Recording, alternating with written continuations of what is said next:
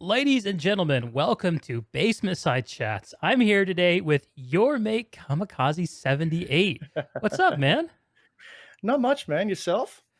I am just like I mentioned to you just a few minutes ago, I am crashing through this day like the Kool-Aid man. And I am Dude, arriving at the podcast and we are here to do this thing. it's the way to go, man. Like, you just gotta keep on smashing through it left, right, and center. It's definitely the way to go, Chief. Well, I'm glad to hear that's the case because I don't know any other way to do it. Anyway, I'm really glad we were Exactly. able to set this up. Yeah, me too, man. I've talked to a lot of folks across planetside. You've always been on my list. I think I got to know you for the first time, Kami, just browsing YouTube for planetside content, which I'm sure a lot of people are in a similar boat about. Mm, Um, I wonder if I could have you tell me your story of coming to yeah, planetside and just kind of becoming a planet man, one of us. yeah, How did that yeah, go? yeah, And yeah. maybe, well, yeah, we'll start there. Yeah, right. Okay. Firstly, man, thank you for having me here. By the way, real pleasure. Always wanted to come on and join you guys on these chats. I've always enjoyed your interviews. But Thank you. the story of arriving on Araxis. Well, I've been a Planet Man since beta. Like this is I've been around on in the game since beta. I joined the first public beta test, and this was before the Brig server was even a thing. So that Uh huh. was that was a journey and a half. I've sort of found myself back on NA servers, despite my better judgment over the years. Uh, Summing it up with the Connery boys, huh? Basically, but yeah, so I started playing PlanetSide. I was in an Australian um Battlefield clan in the Battlefield 3 days called the Mature Anzac Gamers. Ironically, I was 16 at the time, so I wasn't even actually a proper member of at the time because they were an 18 plus club.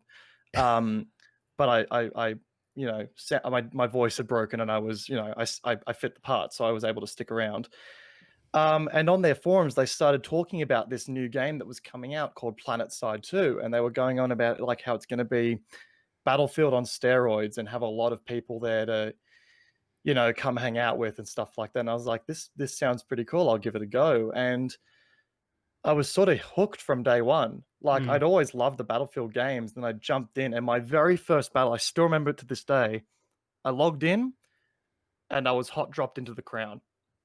And exactly, it was a NC assault on a Vanu sovereignty defended crown. I dropped on the hill, and I'm like, what the hell is going on? And I was just hooked from there. Like That's the spot. the yeah, dude. And I still to this day believe that every new player should at least go through one of those things, trial by fire. But yeah, no matter how healthy or not that is for the game, sometimes it's just the way to introduce yourself to this game. I tell you, Right, right. Um, mm. straight into it, out of the frying pan, right? Mate, it was a way to start. Let's put it that way. It Yeah, was a yeah, but I wouldn't have it any other way, to be honest. yeah, yeah, Yeah, yeah. dude. And an interesting problem is new player experience. We can totally get to that, but Oh yeah, that's gonna be a can of worms on its own, there, isn't it? it can't be anything but, my friend. That's what I've learned across these discussions. Um, Yeah, for sure. so you got into it during the beta period, and are you like an Alpha Yeah. Squad member? I guess No, not Alpha Squad. So I missed out on that opportunity. that was even I sort of earlier. arrived.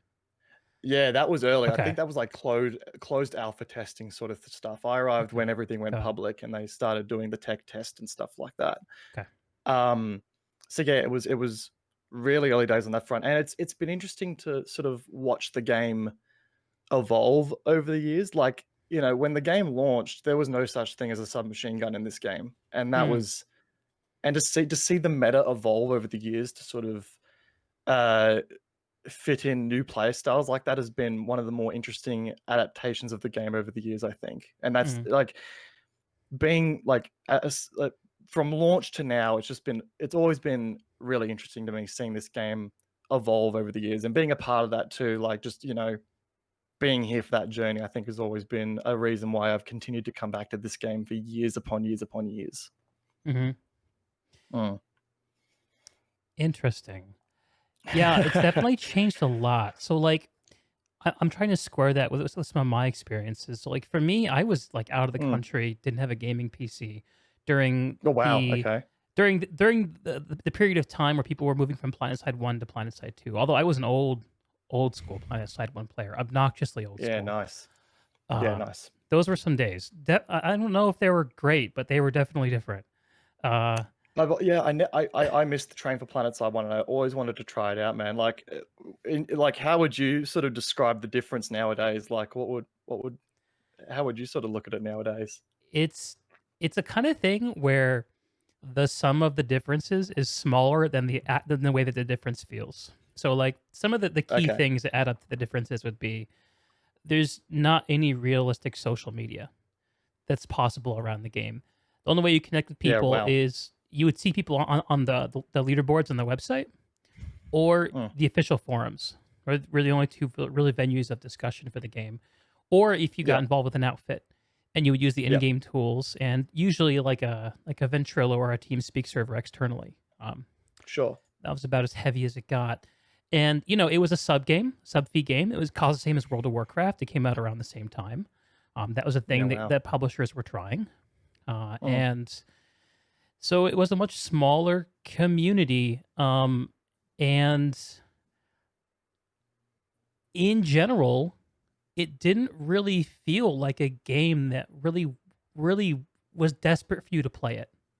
I'm not sure if that makes sense. R- Yeah. Yeah. So it lacked the ability to sort of grasp onto players and hold them there, that sort of thing. Something like that. I mean, well, this maybe this rolls up to the new player experience, right? Yeah. But True. Yeah. and without like belaboring it way too much. And I am not the world's foremost expert on PlanetSide 1, but uh Mm. it had a feeling that I think in a lot of ways the game PlanetSide 2 today is just starting to come back to of wanting it had a vision of itself as more of like a classical role-playing game where your Sure. faction identity was supposed to be more meaningful to the way you played. Um, the actual differences in gameplay were arguably less significant than they are in PlanetSide 2 now because there was just so much less equipment, a lot more standard kind of stuff, and Yeah. the gunplay Yeah. was, um, I mean, I don't even know if you can even call it gunplay. Uh, Yeah, okay. Yeah, right. it Sort was of primitive, primordial, Half-Life like, 1 the era. whole like point and click style, that sort of thing. Yeah, well, like but yeah, just in general, it was just a different era. Um, Yeah, right. Yeah, of course. and another key part of that distinction is that the number of people who were interested in downloading and playing game on their computer was so much Mm, smaller compared to what it mm. is today. Yeah, yeah, yeah. Broadband internet was not even that common in those days. Like it's like a different Good old universe. dial up. Anyway, Mm, yeah. long answer to your We're in a very question. different time as a result. No, fair. What's your Yeah. perception of it from the outside, as someone who didn't really play It's PlanetSide 1?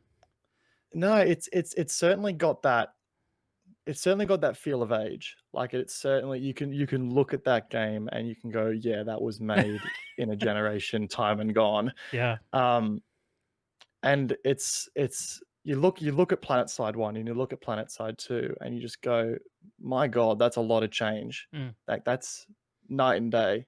Um, just incredible to see the kind of jump we've made in sort of and technological feats and sort of gameplay feats as well, and how it sort of shows, I think, what the gaming industry considered, um, that's what I'm looking for right now. Like, standard, what they mhm, considered to be the standard at the time. mhm. What was the meta of the gaming industry, I guess. And I think that's always really interesting to see as well when you compare previous games to their current ones, and how a franchise has changed over the years. Right. Yeah, I actually have been consuming a lot of content around some old Elder Scrolls games of late. 'Cause Oh, I yep, love that universe. yep. I've actually been playing a little bit of Skyrim on my stream, a little bit of a indulgence. Um, Yeah, I stumbled across it. Are you doing like a book collection at the moment? Like collecting so did I it's read that right? yeah. Uh, Yeah. so basically, I needed to create a MacGuffin for myself to play the Yep. game. Yep. And the MacGuffin is finding and reading out loud every single lore book in Skyrim, Morrowind, Bloody hell. Arena, and Daggerfall, because I modded them all in to Skyrim. So That's impressive, man. I got to give you that. That's determination right there. I love it. well, think of it as like throwing the cap over the wall. It's grabbing the cap that's impressive. So far, it's just flying over. I love that. That's Yeah, that's that's it. It's sort of like, yeah, it's a way of making your own story and making a reason to play, which I really like. yeah, yeah. Mm. Hopefully people like it. But Yeah. the reason I brought up Elder Scrolls is because you think back to those of us who've played it know that one of the main mechanics of those games is they had those little like games in them.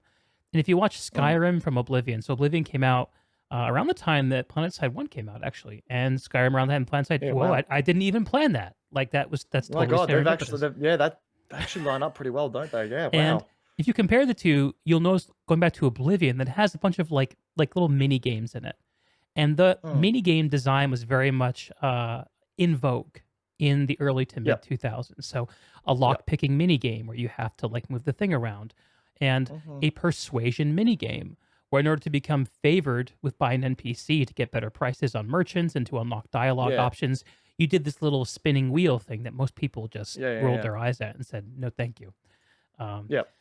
and come many years later, when it's time for Skyrim, a lot of those mini games were designed out because that fell out of vogue. So yeah, you look at Mm. the evolution of franchises and see what they're learning from the rest of the gaming industry. Yeah. What do you How the think? trends change. Yeah, what do you think Mm. PlanetSide 2 is learning from the broader industry right now, bringing it all the way up to the present? It's it's interesting. I think it's certainly learning that I think one of the key things it's learnt, and I think one of the key things a lot of players have criticized the game for over the years, is that it's one thing to have ways to fight, ways to kill players, things to do. It's another thing to have reason behind that. Mm-hmm. Like like okay, you can go out and murder 50 players, but why should you do that? Mm-hmm. Why should you explore an area of the map that has been locked off? Like for the Shattered Warp Gate update, for example, Yeah. they lock off this section of the continent to create better lattice links between the newly positioned warp gate and the 3 warp gates that now interline with each other. Right. Okay, now I'm sure they've gone, okay, what can we do with this space? Play it like we've got a bunch of space on the map here. Right now, it's using a bunch of it's using a bunch of technical sides of the engine to render that stuff out and to act as an art piece for the game. Mm-hmm. But why would we want players to visit that? Why would we want players to go out and do something with it? Hence the campaign and the mission system. They Yeah. provide reason for that content to exist. And I think that's something that the game is sort of learning over time and sort of working on improving. I think that goes a long way. And actually, like, context is important. Context is what gives players a reason to go out and do something. And I think that's what PlanetSide has really been learning over the last few months, I think. Yeah. Even Escalation, it gave outfits a reason to try to a Right. certain extent. And like Mm-hmm. previous was, no, let's put our name on a base. Now it's, let's put our name on a base, get some resources, have a cool Bastion fleet carrier, and then eventually go to Outfit Wars. Right. So Right. yeah. I like what you're saying about toying with finding what context can add up to motivation. Uh, Yeah, that's it. and for those who are like not up to date with what's going on in PlanetSide, I know a lot of Mm. people watch PlanetSide content who don't even play it. Actually, Yeah. and honestly, I tend to be one of those guys usually. Um, Yeah. Always a fan of PlanetSide, not always playing it. But the mission and campaign system. So for those who don't know, the mission system is like a daily quest system. You log in each day, you do your missions, and they give you a little burst of resources like certification points or Yep. there's actually a new currency that came into the game, right? And some other stuff. Yeah. It's meant to be an accessible way for new players to have something to hook into that is short term Mm. and easy to achieve and gives them their MacGuffin, their excuse to play, their context. Exactly. Yeah. The campaign system is I'm very interested in what they're going to do with the campaign system. But it's a way to Mm. deliver planetside story, and it's coming in hand in hand with these changes to the continent of Esamir, where they've taken like a quarter of it and just said, "Hey, Yeah, basically. this isn't part of planetside anymore. Like this isn't part of planetside as you know it anymore. This is going to Mm. be something Yep. different." Yep. Um, I've had some surprisingly fun and surprisingly unfun moments of playing in the Shattered Warpgate area. What's been your experience there? Yeah, I'm with you on that one. I actually only just recently finished the campaign. I Uh, only just recently went out and decided, oh, I'm going to get this done. I think one of the key factors that dictated my overall enjoyment of it was the decision to not grind it. Um, ah, this was a talking point I actually literally just did in my most recent video, where you know PlanetSide for years has created content and created end game objectives that are designed to be specifically and aggressively grinded. hmm You know, you like, decide, oh, okay, I'm going to go and Araxium this weapon. You're going to use hmm that weapon for sessions on end and try and fit it into situations it simply is not designed to work in. hmm You're going to go and, grind out that directive because you want that shiny armor. The campaign is something that you can go out and aggressively grind.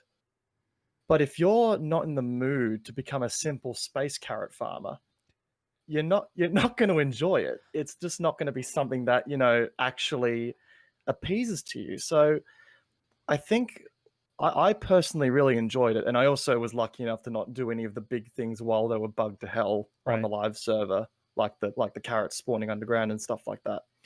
But I enjoyed it because I think I took my time with it, and I said, I don't feel like shooting Planet Mans today. I feel like exploring a little bit, and that I think dictated whether or not I was able to actually get anything out of it at the end of the day. hmm Um, because yeah, I hear a lot of complaints about it. And people are like, "Oh, this is useless. This is why the devs putting their time into this system, yada yada yada." And it's like, well, if you're not going to enjoy it, then don't spend time trying to make it work for you. It's clearly marketed towards a very certain portion of the player base who want to get more out of the game like that. I think, hmm which isn't a bad thing. It's hmm just it's just one of those things that I think you need to be in the mindset to enjoy content like this. I believe. hmm And I think probably for a lot of players who've been here throughout, who've been a loyal, devoted Mm. Planet Man or lady or robot, Yeah, yeah. uh, all good. We don't judge here. Exactly, exactly. Yeah, For those devoted few who've stuck with it, like the game has trained them to play a certain way and to seek out their rewards and their incentives a certain mm, way. Um, like there's a huge portion of the community who really cares a lot about mastery, and the best way to reflect mastery usually is with numbers. You know, yeah, what's my headshot ratio? What's how many kills per minute am I getting? exactly. These kinds of things, and it's great because you can kind of compete. You're kind of competing with yourself, which is actually a Yeah, very healthy way to develop. Um, yeah, and you're channeling it through others, and you're cooperating. And a game that's a sandbox against PlanetSide, those numbers are never going to be as pure as they'll be like in a more arena kind of focus game, like a Counter Strike yeah, or Valorant or something like that. yeah, But I love that having that having a high level of skill expression is valid, at least in some places in PlanetSide. yeah, That said, those players who are used to getting their enjoyment that way, I'm not surprised that those folks don't know how to enjoy farming for space carrots. yeah, Because yeah. aside I from agree. the seasonal events, which everyone knows to take lightly because that's how they're presented, Yeah, the game hasn't said, "Hey, we're a world where there's more than shooting. There's more here hmm, to do than to flex, or to kind of do the kind of immersive warfare thing where you're being part of a yeah, big unit." hundred Those have percent. been the valid ways to enjoy PlanetSide, and Rogue Planet Games, to my perception, is trying to sneak in some new ideas, and it's Yeah, gonna take time for players to start accepting them, for lapsed players or new players to notice them and say, "Hey, maybe this thing that I deserves another look." Um, Yeah. I think you and I were talking on Arshi's stream briefly. Mm, There was a big mm. discussion going on. I don't know if you remember. Yeah, that was a fun time. Yeah. That was a I don't know how Archie can manage to mediate he is a those he is a conversations. master of working with people. He is a master of working with people. Archie is truly an inspiration, absolutely. Mhm. Um, but I think, oh god, I forgot what I was going to say. Um, anyway, what do you think? Happen I think, yeah, like, being such a it's not necessarily a U-turn, just a huge divergence. Like, it's a parallel, I think. It's a Hmm. parallel to what has been considered the go-to content for PlanetSide for years, and obviously, you've got players who have been in the game for years and they have this idea in their head of what the game should be. Everyone has their own idea of what PlanetSide should be. It's the sandbox nature that does this. Um, and when you try and integrate something that's going to be such a far step away from what you've been working on for years and sort of changes things up a little bit as to what your direction of the game is going to be, yeah, I'm with you. Some people are gonna find that quite jarring. Maybe over time, people will learn how to accept it. Um, I think there'll always be a market for that sort of thing. But yeah, it's I don't envy Daybreak Games at all right now because they've Hmm. got such a huge challenge of working out the balance of innovating. Because if you stop innovating a game, it's just that's the point where the Yep. game, in my opinion, sort of dies. Yep. You can't halt innovation, but I don't envy them at all because they've got such a role right now to try and keep innovating while keeping the current players happy, Hmm. and that's such a balance. Because Commander Serious, I know in particular, has made excellent videos in the past about like, excuse me, like hype cycles. You know, Right. uh, Right. yeah. I think I'm sure you probably know the video I'm talking about, where he Yeah. talks about like, we bring out a new big patch like Escalation. Some of the community's like, but where's our bug fixes? Okay, we bug fix for a while, but then no new players are coming in. Then we do Shattered Warp Gate. Okay, where are my bug fixes? And it just, yeah, it's it's it's a balance that I seriously don't envy of them. And now that they're doing month-long chapters where they have to continue bringing out new content every month to keep the Hmm. chapters and the campaigns flowing, that is a huge task, and I seriously hope they're up for it. I really do. Yeah. A huge task, and let's be honest. Although it's better to have 35 devs than it is to have three, it's still not an enormous team for a game like No, PlanetSide.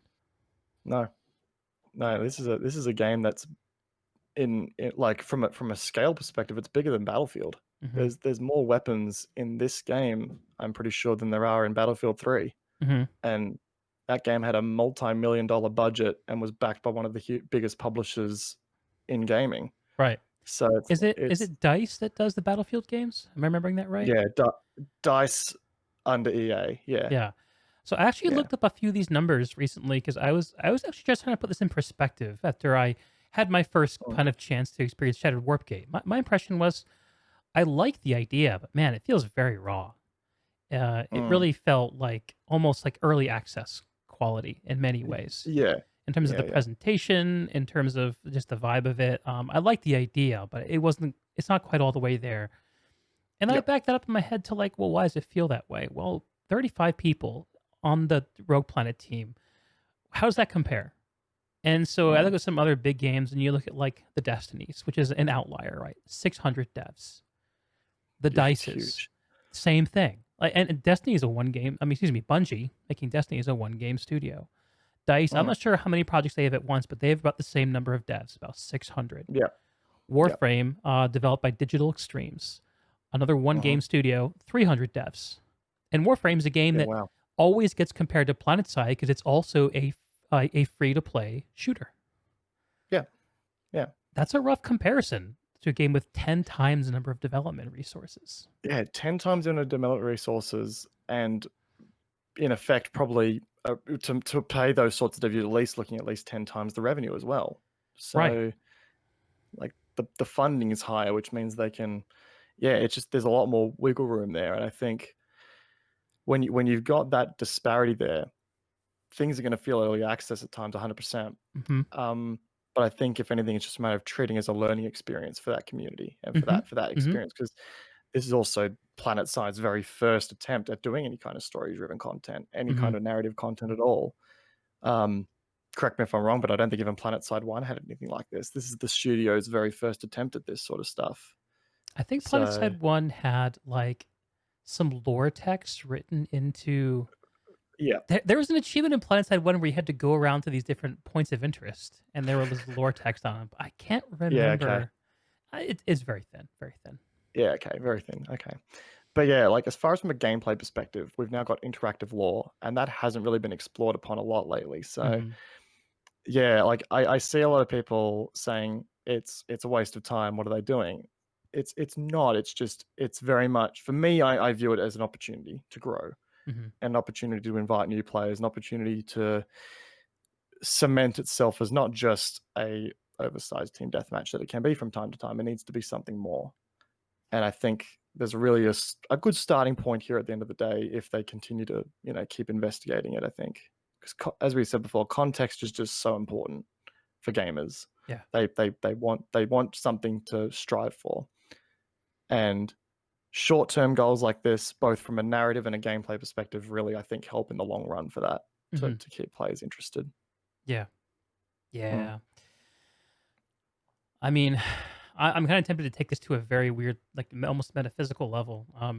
I Oh, read somewhere recently this idea, and I think about it everywhere I look at gaming these days, that the mm, idea and the idea is this, is that you can conceive your reality as a series of games in many ways. Essentially, a game sure, is okay.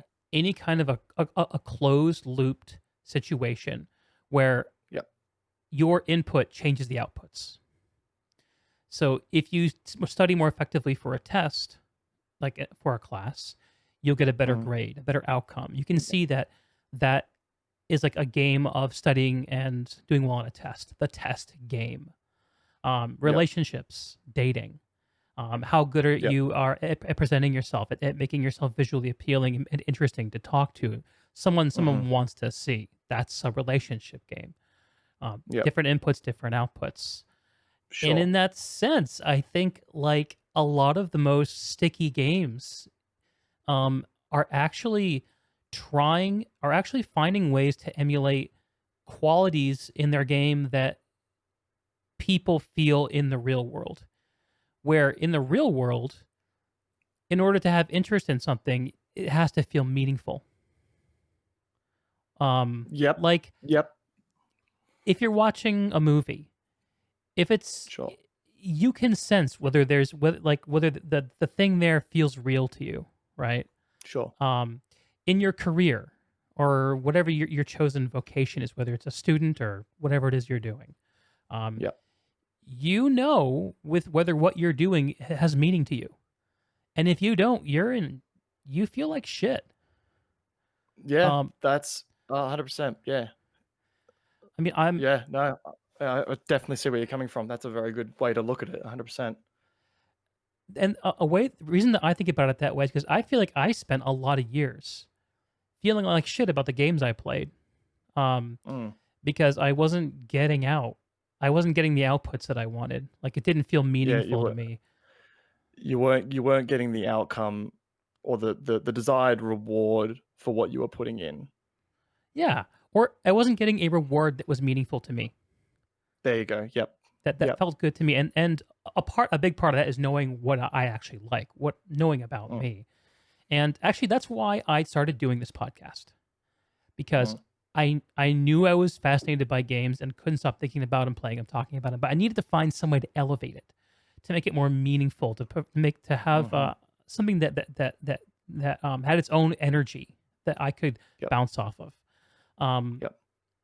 so that's like why I got started. Now you started playing PlanetSide when you were, it sounds like, pretty young. How long have you been in the content game? Um, crap, so PlanetSide came out in 2012. Yeah. I launched my YouTube channel, a month before PlanetSide came out in 2012 as well. Ooh, right on it. So, yeah, yeah, I was actually quite lucky in that sense. Uh-huh. Yeah, I launched my channel October. I think I actually remember the date, October 21st, 2020. Sorry, Nice. 2012. Blah. Um, and yeah, like I was playing a lot of Battlefield, a lot of Skyrim at the time, and I My started man. making videos for that. Yeah, I know, right? It's a I good gotta time. find your old I actually, Skyrim videos now. Oh shit. oh, dude, please don't. They're not good.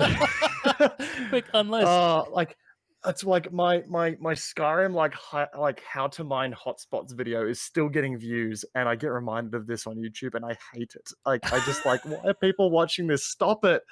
Um, it's so bad. Um, but yeah, I went back.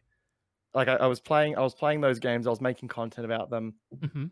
But obviously wasn't getting anywhere because these were games that had been out for a year. The hype cycles in them had come and gone. Right. Battlefield had completed its DLC roadmap, um, and there wasn't a whole lot of demand for content. And then PlanetSide came around, and I thought, why not? Let's see what I can make here of it. Started getting into it. My first few PlanetSide videos, I remember being abysmal. I started over myself like no tomorrow. It's again, would not recommend. Please, anyone watching, do not go that far back. All right. Who Save in the chat's yourself. got some links for us? Shit. We're gonna have a watch party as soon as we clock out tonight. Oh lordy, lordy. But yeah, no, going that far back, I decided I'd start making some content, and yeah, it just sort of stuck, and I found community that were sort of keen on. Damn it, Rogue Wolf, I see you there, buddy. um, yeah, so I found content, and um, I found a demand for that content, and suddenly I sort of found a niche that I wanted to dig myself into and really Okay. sort of go with a bit further. What do you think the demand for the Um, content was? What were people looking for that you were able to jump into? they were certainly looking for like weapon reviews, and like they were looking for, because PlanetSide back then was a very grindy game. There wasn't Mhm. a lot of cert income. It was quite harsh to get into and to earn a proper cert income on it. And I found that people wanted to know what to spend their certs on. People Mhm. wanted answers. People wanted guidance. So I thought, well, the weapon review formula works great in games like Call of Duty and Battlefield. The class guide formula works well. And I did some searching around, and I saw there was only one other person really doing this at the time. That was Rel. Mhm. And I figured maybe I can add another spin on this. I can add another opinion, because it's always good to have conflicting, not necessarily conflicting, just separate opinions and separate formulas for the same content in a community. Mhm. And then the community decides which one they like better, and they go from there. But you still add to the content pool and add to the knowledge base Mhm. and the knowledge pool that's out there. So I decided I'd start getting into that. And yeah, it sort of took off from there, and I started applying that sort of mindset to more general tips and tricks and stuff like that. And over time, it sort of turned into something I could really start chasing a little bit more aggressively and really get my teeth sunk into, I guess. Yeah, that's essentially it. Just yeah. And has that do you still more or less apply that kind of approach towards content, or has the kind of content that you deliver changed over time? It's I think the way in which I deliver the content has certainly changed a lot. Okay. Like the technicalities, the Right. graphics, stuff like that. Like Yeah, you get better. the quality, I guess the quality of the content, I'd like to hope, has gotten better over the years. Mhm. Um, but the overall intention has always remained the same for me. And it was the same from when I started out gaming. It was when I started out the YouTube channel. I wanted to I wanted to provide something. I wanted to provide some form of quality of some sort of um, end deliverable, I guess. I Mm. just didn't want to. I didn't want to just pump stuff out there for the sake of pumping it out. There were already a lot of other people doing that on YouTube at the time. I just Okay. wanted to give something that someone could take a video and then either learn something from it or be like thoroughly entertained by it in some sort of meaningful way, I Uh-huh. guess. Uh-huh. Yeah. There was like I wanted there to be a reason for a video to exist. That was sort of my rationale, I Sure. guess, behind starting things out. And was that reason something that was, like, within you wanted to express, or was it more like, "I want to do something that's meaningful to these planetside players they're playing beside me"? It was it was sort of a bit of both. Like when I started my YouTube channel because I looked at the amount of time that I was spending gaming. I was back in this was back in school for me. Like I Yeah. was 15, I think. It Yeah, bears 15. repeating for everyone here that Kami is a youngin. Like, I you am, yeah. how old are you today? Do you mind if I ask? No, I'm 23. Right. Um, And you started this yeah. when you were in your teens. I started at 15. I That's started uploading that's content at awesome, dude. 15. Damn. Cheers, man. No, thank you. But so yeah, I looked at the amount of time I was spending at front of the computer on my Xbox back in the day, and I was Mhm. like, surely I can do something with this. Surely I could, you know, take the amount of time I'm spending gaming and turn it into something more. Mhm. Because I was sitting in front of my computer for days on end, just entertaining myself. But I thought there's got to be something else I can do. And I saw that YouTubers were up making informative content. I thought, maybe I can get into this. So I guess I found PlanetSide and I found how much I was enjoying it. I found how much other people were enjoying it and how much people sort of wanted to grow off of that. Um, and decided I'd turn it into something more productive for myself. I Yeah. figured I'd learn a skill, I'd maybe find a passion, and we'd Mhm. go from there essentially. Mhm. And that was sort of that rationale that I talked about earlier was sort of bred from that sort of drive to do something more, I guess, with my time. Yeah. This I Mm. That sounds exactly like what I went through last year. Yeah, It just took me till I was 36 years old to start, and you started a bit earlier. I'm actually insanely yeah. jealous in a lot of ways.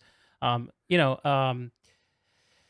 but rather dwelling on my jealousy, you're 23 years old. You've been doing you've had I think a fairly successful YouTube channel for many years. Thanks, mate. You're Appreciate it. definitely an authority in the community. Um, Mm. do you think that this content creation can be a lifestyle for you? I mean, okay, let me ask right now. Uh, do you support yourself now with your content creation, or is it a side thing for you? Like in terms It's of it's your day still to day. very much a side thing. I still have I still am casually employed in retail here in Okay, Australia. And I was actually studying at university up until April this year, where I finished my degree. Um, congratulations. What's your thank you, degree sir.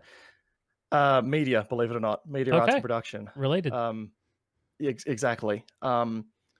But so yeah, I was doing my media course, and I had my job at this on the side because um, anyone who like does content creation will tell you that it pays peanuts. It really does, and Hmm. it's really difficult to make it sustainable in a smart way. Hmm. Um, because it's one thing it's one thing to run a channel and run entirely off of the generosity of others through like on Twitch here, for example, donations, bits, um, subscriptions, that sort of stuff. It's one thing to run a channel off that. But at that Hmm. point, like if you want to be really successful, at that point, you're not really running a business because once you become a higher end channel, you're essentially becoming a business. You're pumping out content and gaining stuff in return. Right. You're not really running a business. At that point, you're sort of running a sort of a charity for yourself Uh to a huh. certain extent. Uh huh. And it feels I hate saying that out loud, but if you don't play it smart and you are in this industry with the whole intention of running this entirely off of the generosity of others, then you're going down a really dangerous path in my opinion. Because I do get paid a little bit from what I do, and I've Hmm. seen like months sort of fluctuate and depreciate big time when it comes to revenue earnings, and Right. I sort of look at the volatility of it, and I go, Jesus, like yes, you could do this full time if you were one of the top dogs, where people just are generous for the sake of being generous. But if you're in the mid game, you've got to play it really smart. And if you're going to do this full time, Right. I think some advice I heard Archie mention last week was mm, like, if you can't make it work on your worst months, then you can't make it work. I 100% agree with that. Yeah. Yeah, you need to take your worst case scenario as a question of what if this is my best case scenario, Mhm. and can I keep, if that's my worst case scenario, can I live off of that for a month? And if you can't, then you need to evaluate whether or not you need to turn this into a side hustle, essentially. Excuse me. And so how are you, applying that insight? What are your intentions? Um, Look, it would be great to do this full time one day. There's no denying it. Mhm. I have a passion for content creation. I have a passion for like community. I have a passion for bringing people together and Mhm. creating this sort of, space where people can feel safe and come and hang out and have a good time. Yeah. Um, but obviously, you've also got to be a realist. You've got to consider, you know, where do I sit in with life and stuff like that. So obviously, I'm always thinking about opportunities to grow. I'm thinking about opportunities to take my content further. But Mhm. a really, really sort of, big step for me there is um, finding something that will allow me to do that and really doubling down on it as well. Because PlanetSide has a limited user base. It's not Mhm. gonna you're not gonna get big on YouTube and Twitch by doing PlanetSide exclusively. You're just Right. not. Mhm. There's not enough market interest for it. So it's a matter of working out a strategy to integrate what you're known for Mhm. and keep those people happy at the same time with new branching forms of content. Yes. I Yeah. was looking over some of your recent video catalog. I noticed you did like an impressions video on, was it Hyperscape? The name of that recent Oh yeah, Royale Hyperscape. game? Yep. Yep. And I know you also had a very successful video about some top-down strategy game that I can't remember the name of. Um, Um, Top-down strategy game. I should just look it up. I feel terrible for being vague. No, But you're good. I don't remember it either myself. But anyway, go on. I was just going to ask you, just generally, how do you feel those attempts at like dipping your toes in other pools have gone over the years? Yeah, like I I will admit I've had a couple of very messy mistakes with Mm, content creation. Um, a long time ago, I think 2016, give or take, I announced very publicly on YouTube. This was a video dedicated on its own that I was leaving PlanetSide. I was mm. ditching PlanetSide for like I was done. I was burnt out, all that, We've all been there. and I made. Sorry. I think we've all been there. Yeah, yeah. I made a I've had very, very multiple public last days video. of Planet Side, but sorry, go on. I'm just sympathizing. Don't, no, yeah, no, fair. So I made that video and I said, yeah, guys, I'm sorry. PlanetSide 2 content's going to take a back seat for a while. Mhm, And I expected sub counts to drop, and they did. mhm. I expected that. But I got a outpouring of support from people saying, yeah, we'll watch your other videos. I'm keen to see what you're going to do next. Um, Now, I'm not sure if this was the YouTube algorithm at the time or if it was just people saying nice stuff for the sake of being nice. And this is not a criticism of anyone, by the way. I fully support everyone's wish to watch what they want. They shouldn't be feel the need to go through videos that they have no interest in. Mhm. But the numbers definitely reflected a lot of people not taking much interest in the new content on the channel. So there were times where after I made that announcement, I decided I would, sort of move. I tried Titanfall for a while. Then I got a partnership with Wargaming to do World of Warships. World of For Warships, that, that was the game I'm thinking of. yeah, yeah. So World of Warships. I did some content for that for a while, but that fizzled out really quickly as well because Mm, there were some big authorities in that community already, and it interesting. was very, very difficult to become Very established. competitive. Mm, Yeah, heavily competitive. It was a insane market, and it was very not biased, but it was very tailored as far as timings were concerned to the European and North American market, which oh, obviously being here in Australia, quite difficult to work around when it comes to time zone contributions yeah. and stuff like that. Um, and then sort of, yeah, that was that journey. I tried out a bunch of different games, then I decided, I think early in 2019 I started, sorry, no, oh yeah, around early 2019 I started getting back into PlanetSide, making more videos about PlanetSide again. And I noticed, obviously, a spike in viewer counts because that's what people knew me for. Right. So I think one of the biggest lessons I've learnt from that is, again, a matter of balance, trying to work out, not severing ties, not burning bridges, um, over an irrational sort of, yeah, this will get some views. This will be a clickbait title. Let's do it. Um, it taught me the importance of sort of strategizing how you're going to apply content in the long run, how you're going to try and introduce new ideas to a community, and then sort of carrying that further if it was to work.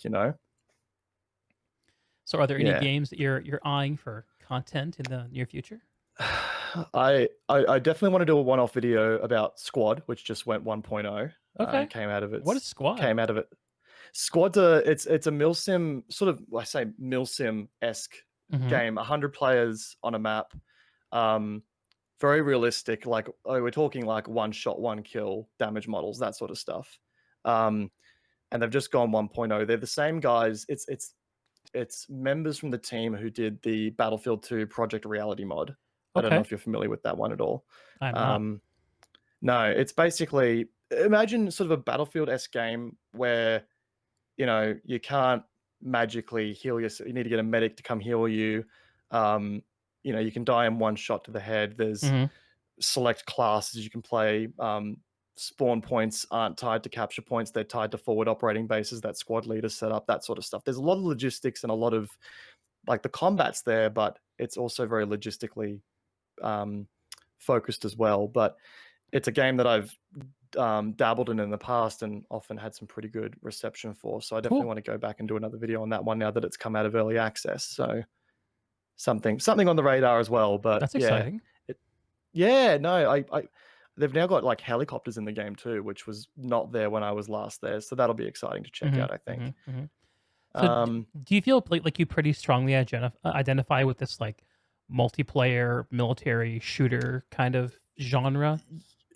yeah, without a doubt. Like, I've tried to make I tried a Planet Zoo Let's Play a while ago because that's like a guilty pleasure game for me off stream. Okay. Um, and yeah, that got nothing as far as views were concerned. I did like 4 episodes on it, a couple of builds, and it got nowhere because I'm not known for that. None of my audience were really keen on that sort of demographic. Okay. Um, so I decided, yeah, no, I'll leave that as a off-stream guilty pleasure of mine. Right. Right.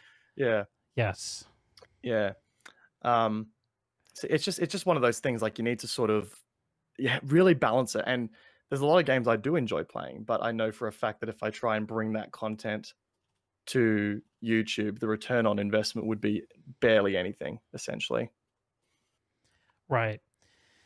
I think that I watched an interview that Carnage, big Twitch streamer, most people know him, Yep.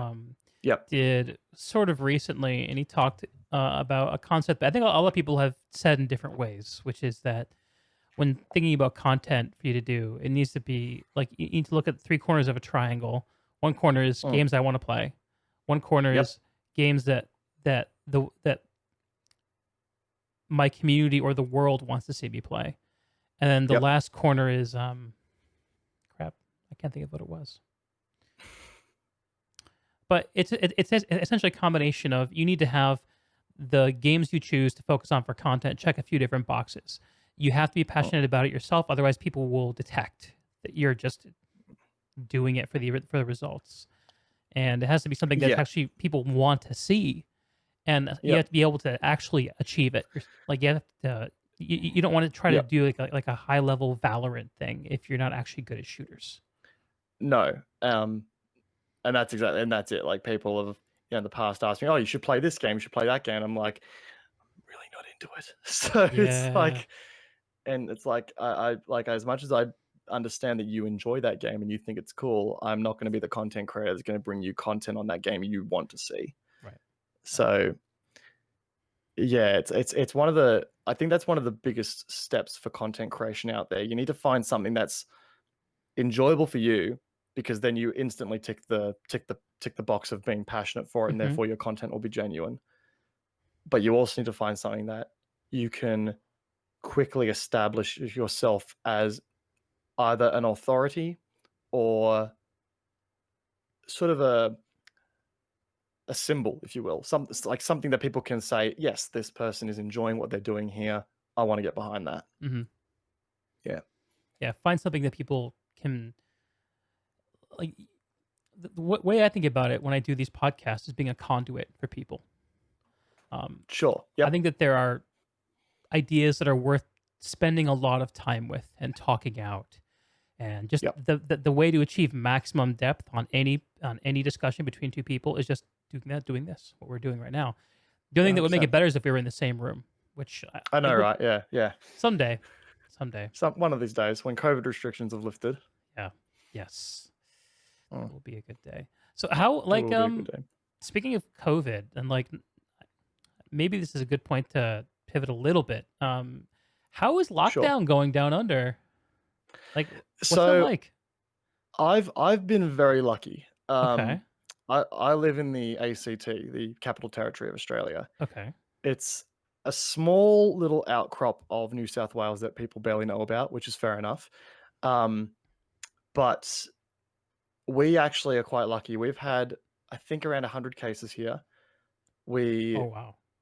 we closed clubs down instantly, and we closed like we started social distance. We never actually went into a hard lockdown. Um, and yeah, as a result of that, we basically we escaped the worst of it. We escaped the worst of it 100%. Like Mhm. 3 hours down the road from us is Sydney, and in that first little outbreak, that was the hotspot. Yeah. Um, and then this time around, it's in Victoria, 8 hours south from me, Okay. and they're just coming out of lockdown now because they've actually been playing it pretty smart Uh-huh. um, after their lockdown. So yeah, it's been a I was sort of lucky, but I did actually make the decision to take time off work. I actually contacted my manager when the first outbreak hit us and we Mhm. started seeing cases here. And I said, look, I've got family members who've just come out of like surgery and stuff like that. I'm not playing this risk game. I work in a front facing retail environment. Right.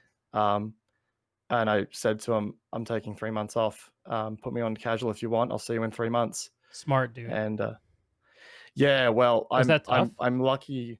I'm lucky that I could afford to do it. Right. Um, so yeah, I made that call. I worked on content for 3 months. I worked on the channel, so Yeah. I had something to do. Sounds like it was was like kind of like if I were in your spot, that would seem like a fun change of pace to me. Like the idea of taking 3 months It off was my good. job to just do content, like, Yeah, it was a fun change of pace. It was certainly a wake up call as to what content creation would be like on a full time scale. oh yeah? Like, How yeah, was that? like What did you find? it. It's you have to treat it like I had to wake like I couldn't sleep until 11 a.m. like I Uh-huh. would on a weekend. I had to wake up at 8, I'd have a shower, I'd have breakfast, and then I would work 8 hours a day on Uh-huh. content. And then that would be my then I'd turn off. But it felt weird knowing that I was sitting at my desk and I'm like, okay, I'm now on the clock. I have to be doing stuff for 8 hours now. If Uh-huh. I'm not actually working. Mhm. And that was interesting to me, like, the whole yes, I'm working from home, but I'm working on something I enjoy, but I'm kind of treating it like a temp job. It felt weird. It Mhm. felt strange, almost supernatural, which I'm sure a lot of people who are lucky enough in the industry to get that far sort of have that feeling as well. Mhm. Mm, Right. Gaming is one of those things that so many of us arrive to as like a retreat or an escape. And exactly. to apply that level of discipline to it, I haven't done what you Yeah, did. Like for me, it means spending my after dinner hours 2 or 3 nights a week. But yeah. it even in that small amount, it feels weird to me too. Yeah, well, that's sort of back where I am now. Like whenever I've got a day off, Hmm. I'm working on content now.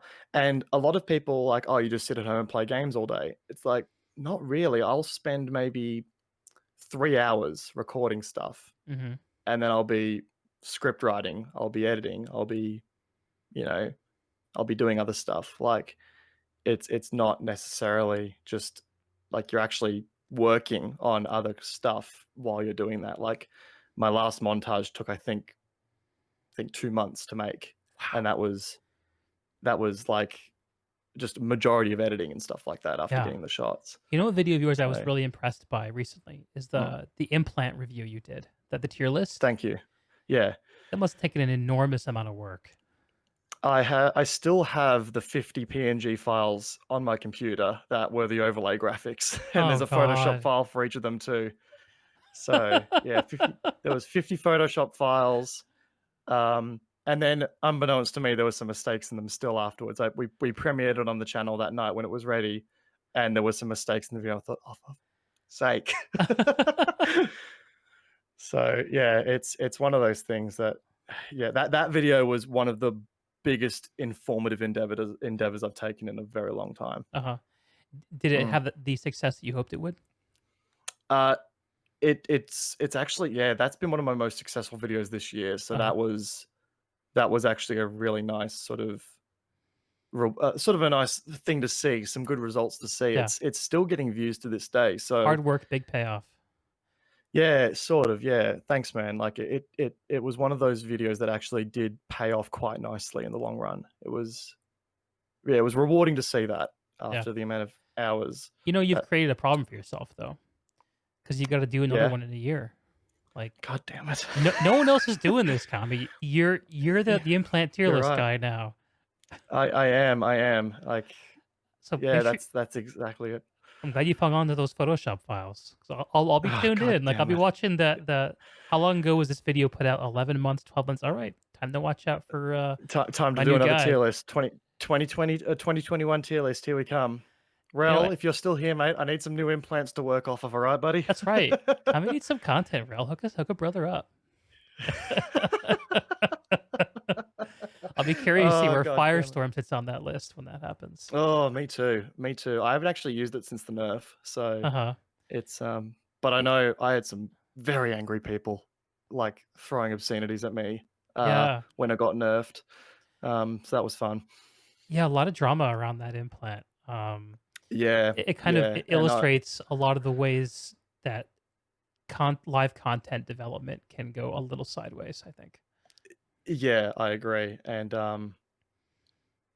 I when I posted that video because I had my reservations about the implant from the get go. Uh-huh. I saw what was coming and I thought, Jesus, okay.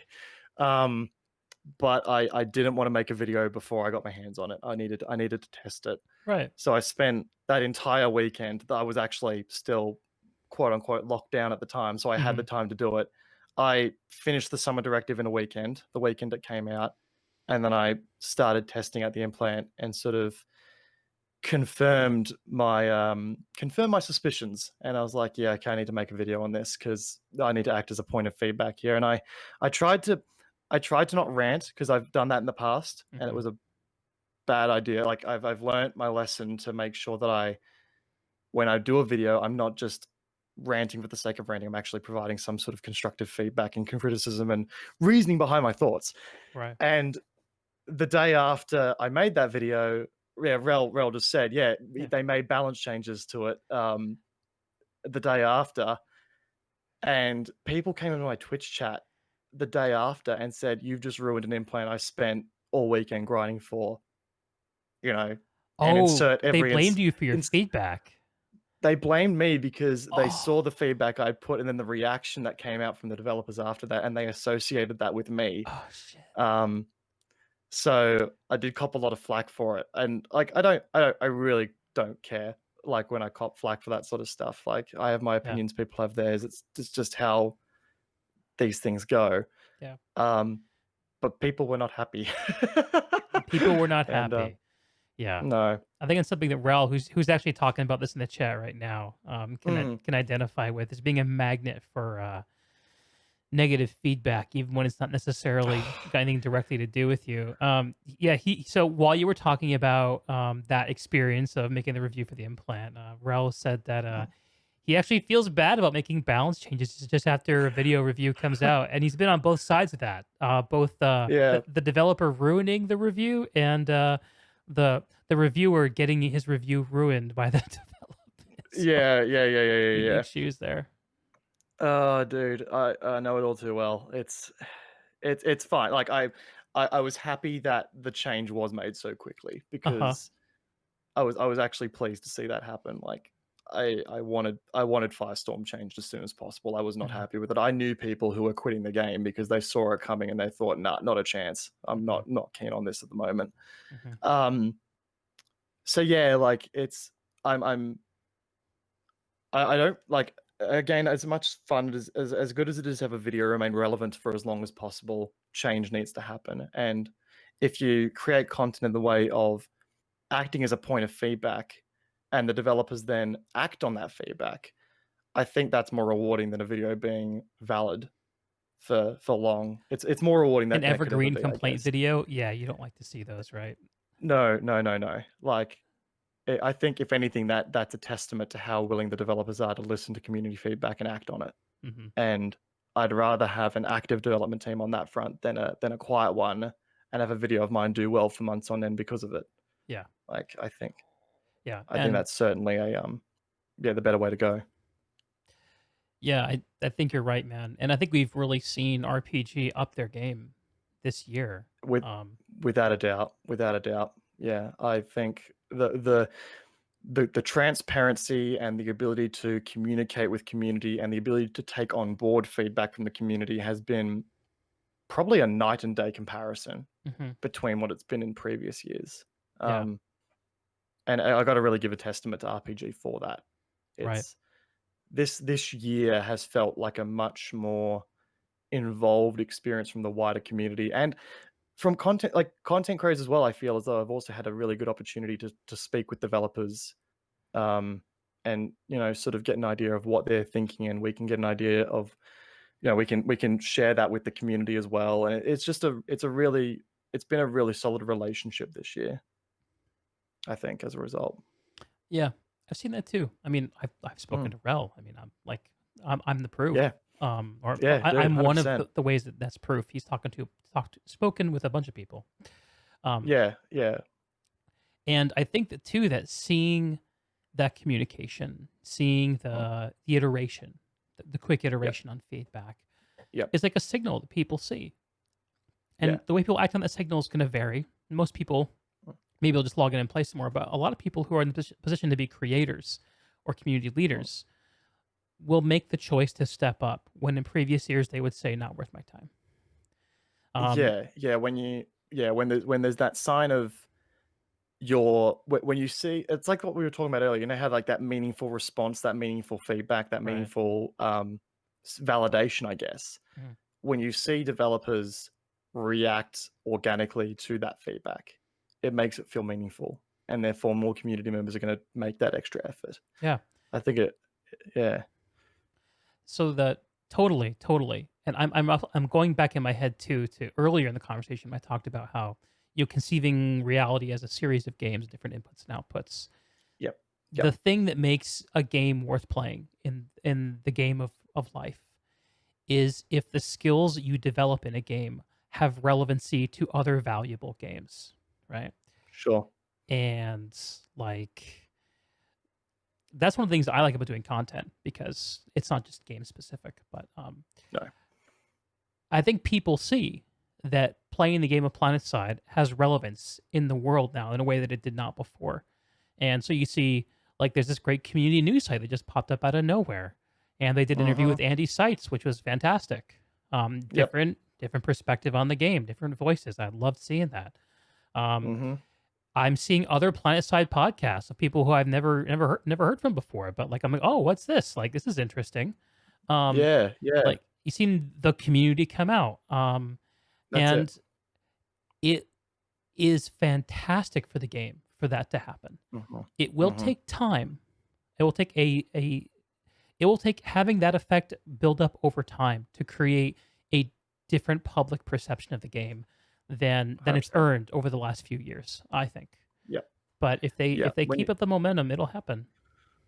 That's it, and, like, when you that's the thing, when you've got one person crying at the praises of a game, people may see that and go, "Oh, it's just one fanboy, trying to really blast it like no." But if you see a collective of people doing it and a collective of people contributing, then it seems more valid. Mhm. And, like, I always encourage, like, new content creators to come on board here and do their best work, challenge themselves to come up with something new that the community hasn't seen, or reinvent what we're already doing. Mhm. Like, sure, I may right now be one of the weapon review guys in the community. Doesn't mean that has to be forever. Like, Yeah. come out and redefine what a weapon review is. Igo Raw has done an excellent job there. Mhm. Like, he's not. focusing on statistics as much as we do. Like, people like myself and Rel will spend like half the video talking about what Fall the off stats mean. ranges. Yeah, yeah. Exactly. Yeah, we'll talk about fall off ranges, recoil values, stuff Mhm. like that. Yeah. But then I go raw. He lists, I think, rate of fire, damage. He talks about the recoil briefly, but there's like no visuals to back it up. Mhm. And then that's like the first 2 minutes, Mhm. and then 7 minutes onwards, he's talking about the feel of the gun, and Huh. he's talking about how he likes to use it, and whether he actually thinks it's objectively good or not. And that's a unique perspective on the weapon review. And the way in which he talks about his planetside dick and stuff like that, and like how he's really swinging it around because he's Araxium, this gun that he hates using.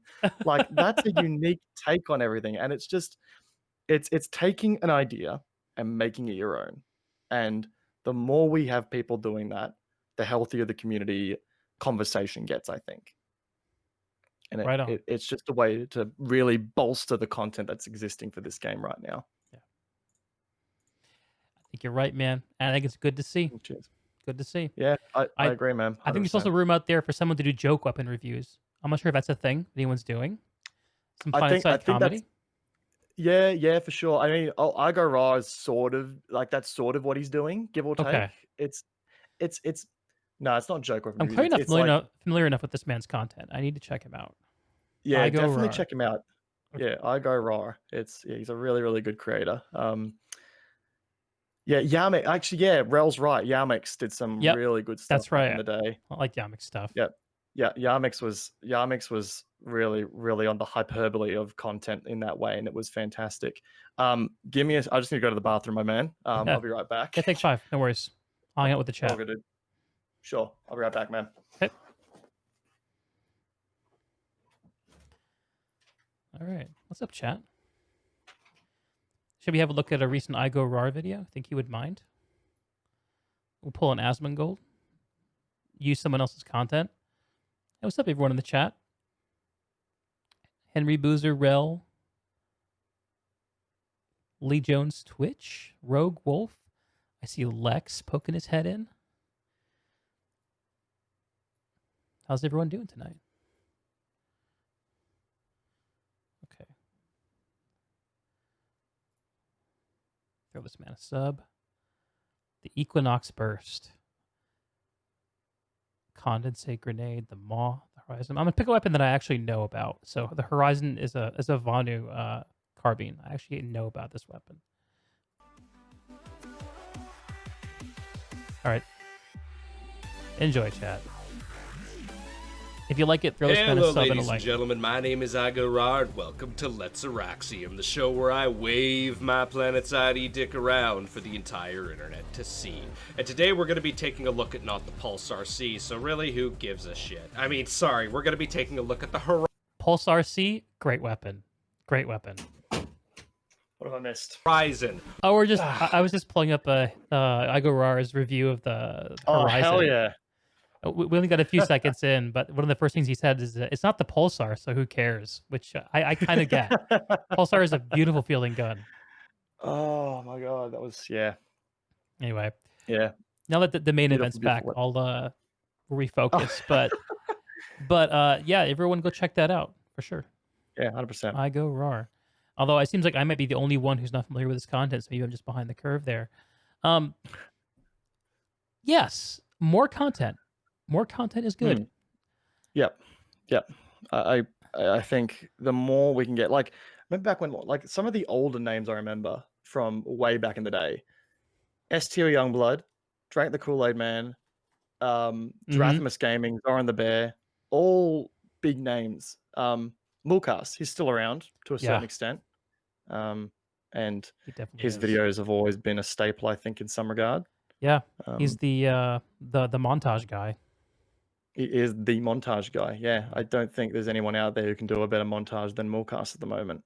And yeah, I think having that variety out there is just incredible. It's something that's absolutely a necessity. Most other communities have it for big games. You've got creators who focus on different aspects, and that by having creators that focus on different aspects of the game and therefore sort of fill the needs of different audience members, you'll see more people attach themselves to that content, which helps with YouTube algorithm. It helps with the discoverability, and it spreads things out over time. Hmm.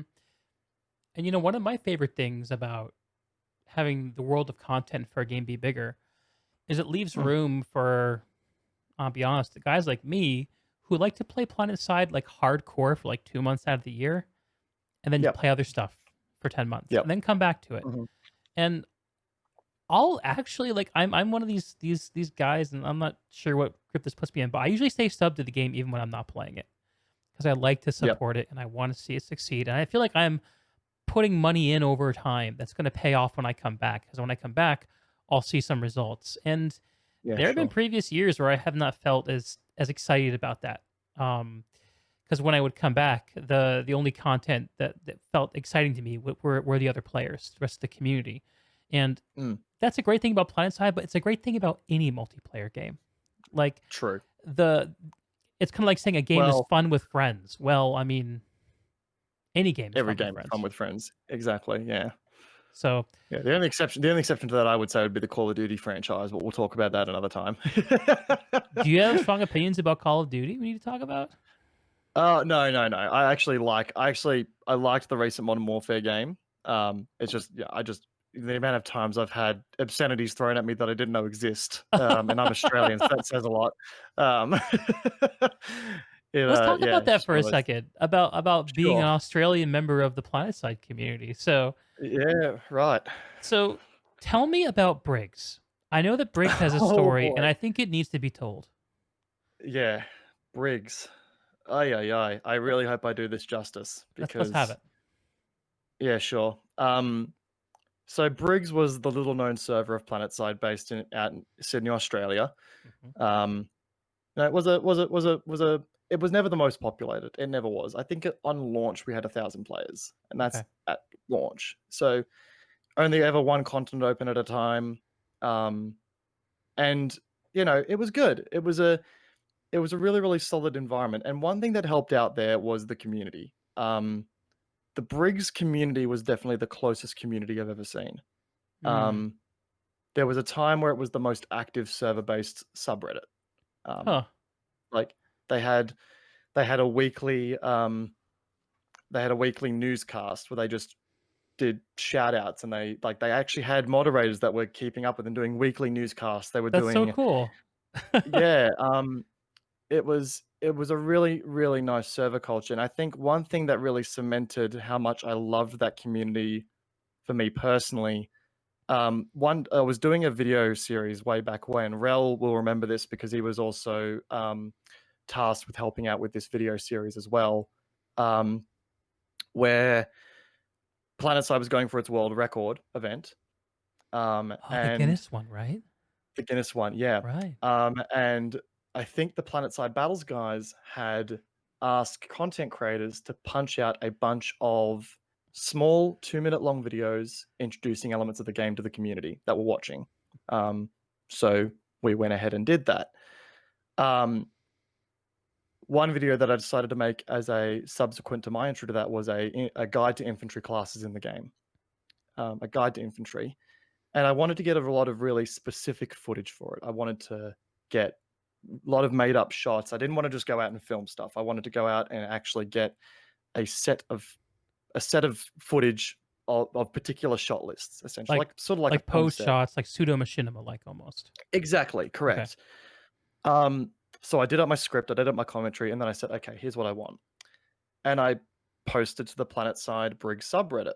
And I said, hey guys, I want to do this to help out new players in the game. I want to get this video out. Does anyone want to come and help act as a body double for us?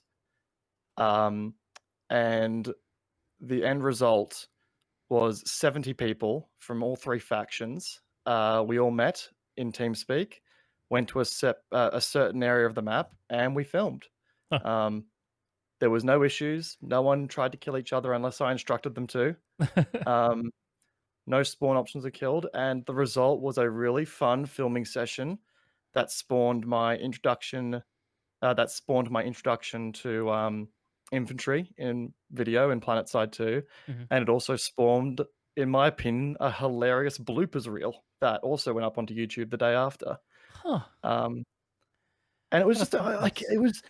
Uh-huh. it was a really nice sort of way for me. Like that to me was Pinnacle Briggs. It was just the Briggs um culture. It was the Briggs, like there were people there willing to help out, and that to me was really really special. Hmm. Um, and it just went to show how far the Briggs server camaraderie really stretched. It was a different it was a very unique server thanks to its size, and for that reason I thoroughly enjoyed it. I Hmm. really just loved what the server could accomplish and sort of the vibe it had about, you know. Hmm. Yeah, it sounds like it was a real Um, community moment.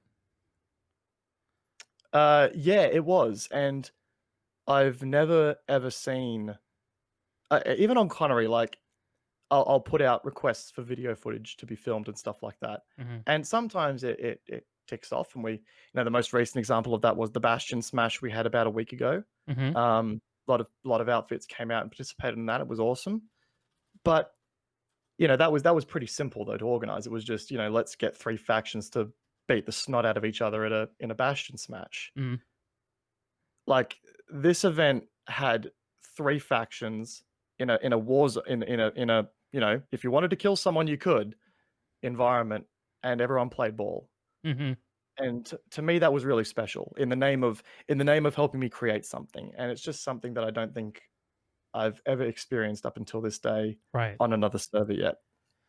Yeah, you kind of expect in a game like PlanetSide, which is a sandbox PvP game, that any attempt Yeah. to any attempt to apply order or bring people together is just going to fall to pieces because people can't Yeah, control themselves. But it didn't. that's it, and that's exactly right. And there were times in the bloopers reel where you could see me slowly starting to lose grip on the order.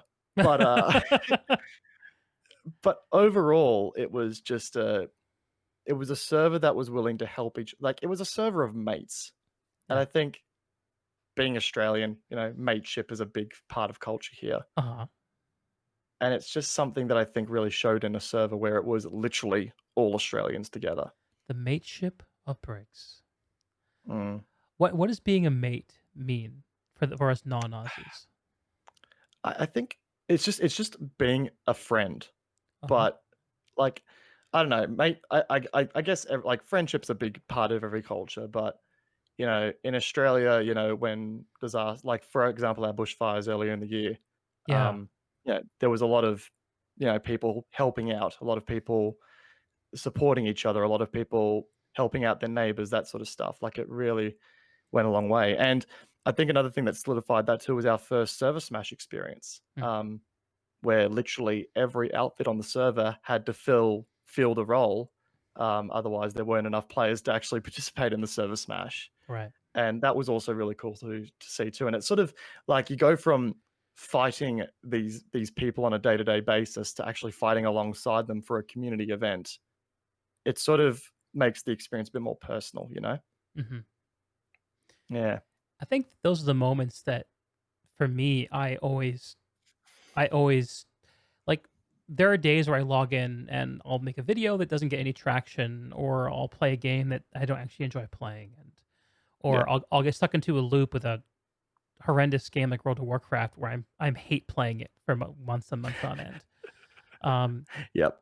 and you go through all those experiences just so you can get to the moments like those Mm, where you mm. feel like a really meaningful human moment happened over games. Yep.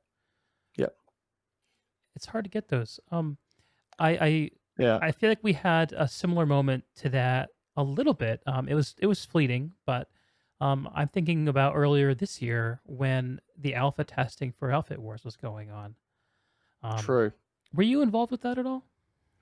No, I missed the play test because time Uh-huh. zones and stuff never Oh, of agreed with me on course. that Yeah, front. it was on. Yeah. I remember now. It was on North American friendly. Yeah, it would have been, Yeah. I guess, early in the day for you. But anyway, Yeah, and probably on um, a work day too, but yeah. but what was so cool about that is a bunch of like over 100 PlanetSide players, not under NDA, play tested this thing and didn't tell a soul. Yeah, that was really cool as well. Yeah, 100%. Like that's sort of that gentleman's agreement. I think. Yeah, it Right. really goes a long way. Yeah, because there was no NDA, there was no signed NDA, Mm-hmm. but the devs did say, please keep this hush hush. Right. Um, and they honored it just for the sake of being a good community member, which I think is really important. Yeah, it really showed something to me because I think it would have been Mm. very easy for, and there are a lot of people who didn't like Outfit Wars in the iteration, and a lot of people from that group No, who never liked it. But yeah, we all were patient enough to let it come out and be what Rogue Planet wanted it to be. And yeah, without a doubt. to see a bunch of salty, long, bitter, hardcore planetside players do that in en masse, it's like having the Grinch his heart grow, you know? It reminds you there's some good in the world, isn't it? Yeah. Yeah, it's Yeah, like the Christmas Day truce or those kinds of moments. I mean, I'm overplaying yeah. it a little bit, I'm sure. But I love those No, moments. I'm with you. Yeah, I agree with you 100%. And yeah, to sort of loop back, I think that's what made Briggs special when, like, I remember we had a we did an Anzac Day thing too one year, where we had members from each outfit meet on one of the bases on Amrish, and we did a 21 gun salute and stuff like that. Like, it was Mhm. just cool little stuff like that. Um, I'm looking up yeah, what Anzac Day is. um, What is I think Anzac Day? it's to do with the soldiers that uh invaded Gallipoli from the Anzacs. Like, it was like one of our most major tours in World War One. That sort of Got it. stuff. Got it. Sort of Yeah, like a Memorial Day or a Veterans Day kind of thing. yeah, Memorial Day, but Australian version Right. essentially. Yeah, Makes sense. Okay. yeah. Well, learning new things all the time. So Briggs was a small community that kind of punched above hmm its weight in a lot of ways. It sounds like in terms of community presence. Um, Yeah, sure. Briggs no longer exists today. What Mm. happened? Um, so there was one very key event that sort of really tarnished not the community itself. It had nothing to do with the community.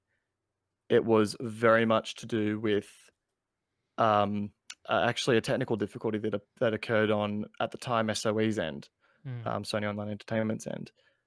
Briggs went through the period we call login side. Um, ask any Briggsonaut about this; they will remember exactly what you're talking about.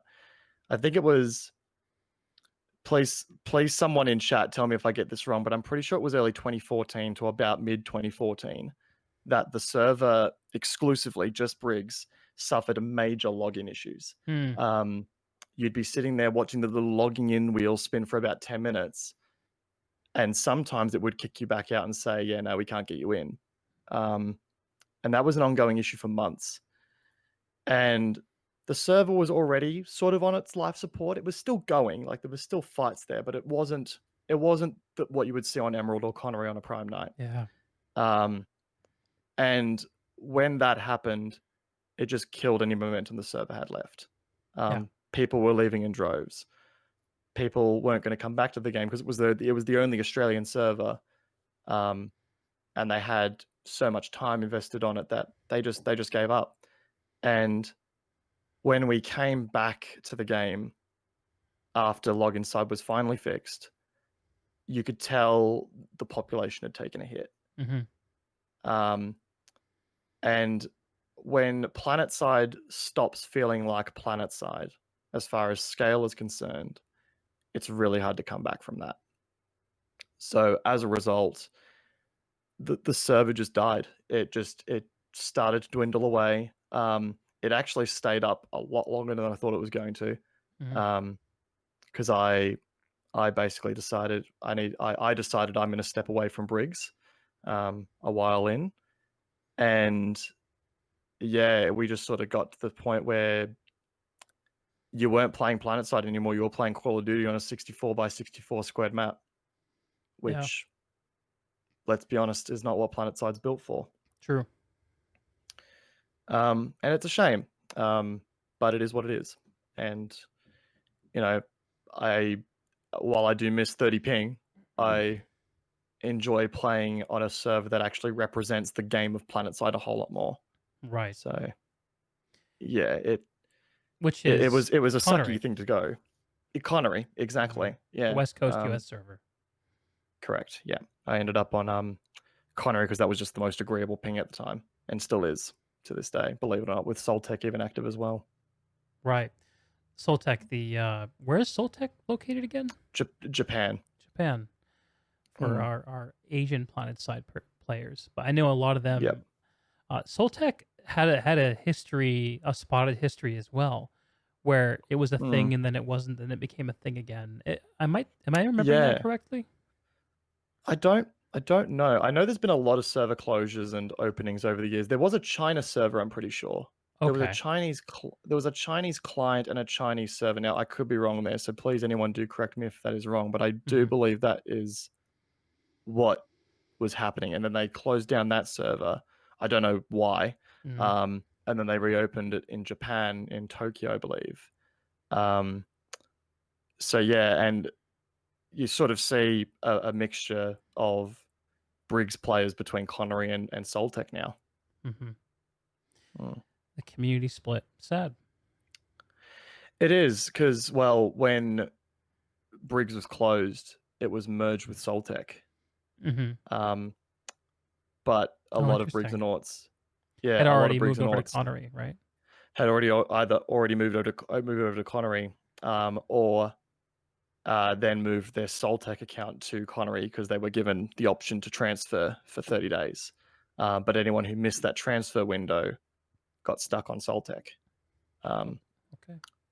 A lot of Australian players who come back to the game now will see that their character's on Soltech and notice that their outfit's on Connery. It's happened a few times now, so that's frustrating. Just one of those just one of those unfortunate things and I can understand why the devs haven't allowed server transfers to be a thing, like technical hurdles and stuff like that. But it is one of those things that it can be frustrating for those players. Certainly, and a shame too that it was all precipitated by a login issue that was outstanding for months. I don't know what it took to solve that problem, and I don't know. I'm trying to cast my head back to what the studio was like in 2014. I think back then we were in the T-Ray and the Higby days. Right, early. Yeah, and we were. I remember we were campaigning essentially to get. There was some time where the Briggs community thought they weren't being heard because we were the smaller server, and it became almost.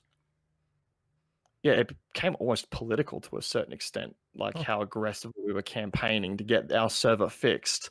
But yeah, unfortunately, the damage was done pretty early on.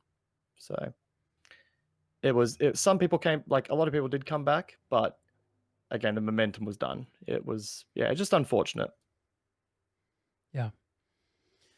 And so today, those players are split across Soltech and Connery. It sounds like. I know I saw in Outfit Wars, the very first one hit the, I guess they call it Alpha 1 now. Alpha 1, yeah. Pale Tiger and his Space Pigs.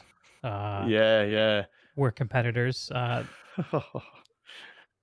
What a match that was. I still remember casting it to this day. Yeah. Okay. Well, here's another brilliantly planned pivot. This was perfect. Yeah. Now that I planned this well in advance. It's all going according to plan. Yep. So, Outfit Wars, you had the chance to cast, I think, alongside Commander Sirius, right? Correct. And big shout out to him for coming on and joining me on that cast. It was great to have who has essentially been a representative of Connery since the inception, as far as I'm aware. They're acting as a voice of authority there as well. It was really good. He sort of helped me bounce off to bounce ideas off and conversation points off, because at that point I was also, I think, let me do the math. I think I was 13 hours into a 24-hour stream as well on that day. Yikes. So no, more than that, like 16 hours, give or take. So it was good to have him there. And was really, really thankful for him showing up. But yeah, Outfit Wars, I really enjoyed casting as a result of it. It was so much fun to see that sort of aspect of PlanetSide come to light. What Like aspect is a that? sort of like a community event with a competitive edge. I remember I actually listened to your guys' podcast on this, on Outfit Wars. Okay.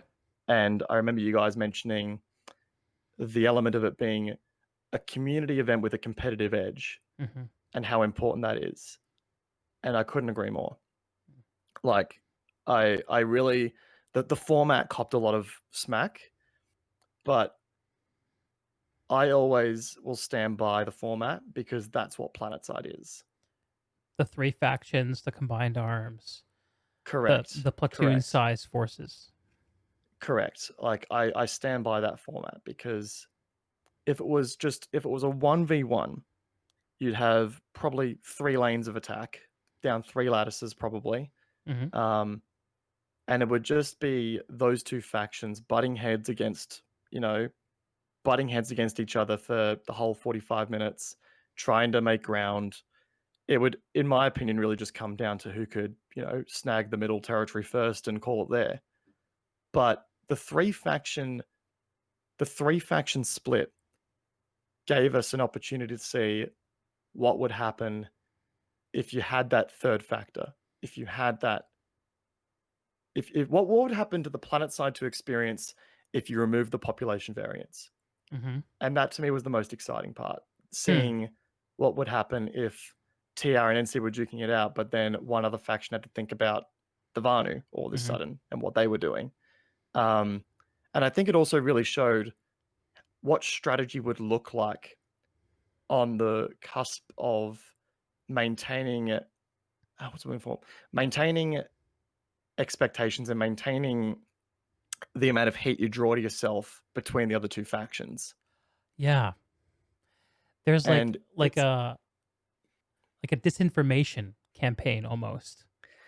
yeah, like this, it's sort of like an espionage sort of thing against it. Like it's Uh-huh. the same thing you see on live with the meltdown alerts. One faction starts an alert with the majority pop. They're going to get double teamed for an hour and a half unless they Right. play it smart. And which is what you And see that in Outfit Wars, and was one of the big complaints that we keep hearing, which is exactly, if you're the number 1 seed, you're screwed because you get double teamed. And exactly. maybe there's truth in that, but we also saw, like I think back to the one I paid the most attention to, which was the Emerald match that cycle, because Yep. I was actually playing with Bushido Wei at that time, and B-Way came into Yep. that match, the number 1 seed, and they started off getting reamed. It did not work for him. Mm-hmm. I think Guardian Shield was on the NC side, and Yep. but they figured it out mid-match, and Mm. they came back and they made it happen, really showing how flexible Yep. and strong they were. Um, Yep. I love the idea of having Raul just called it on chat, metagame politics. Yeah. 100%. Yep. That is such an interesting and fun dimension for PlanetSide to play into. And I agree. and I hear people talk about a period in PlanetSide that I didn't play in.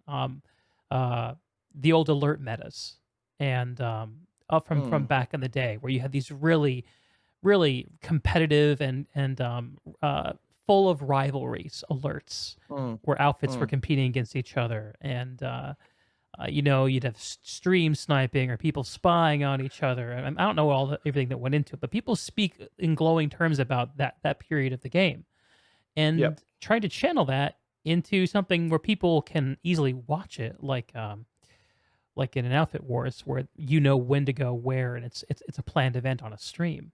Um, Yeah.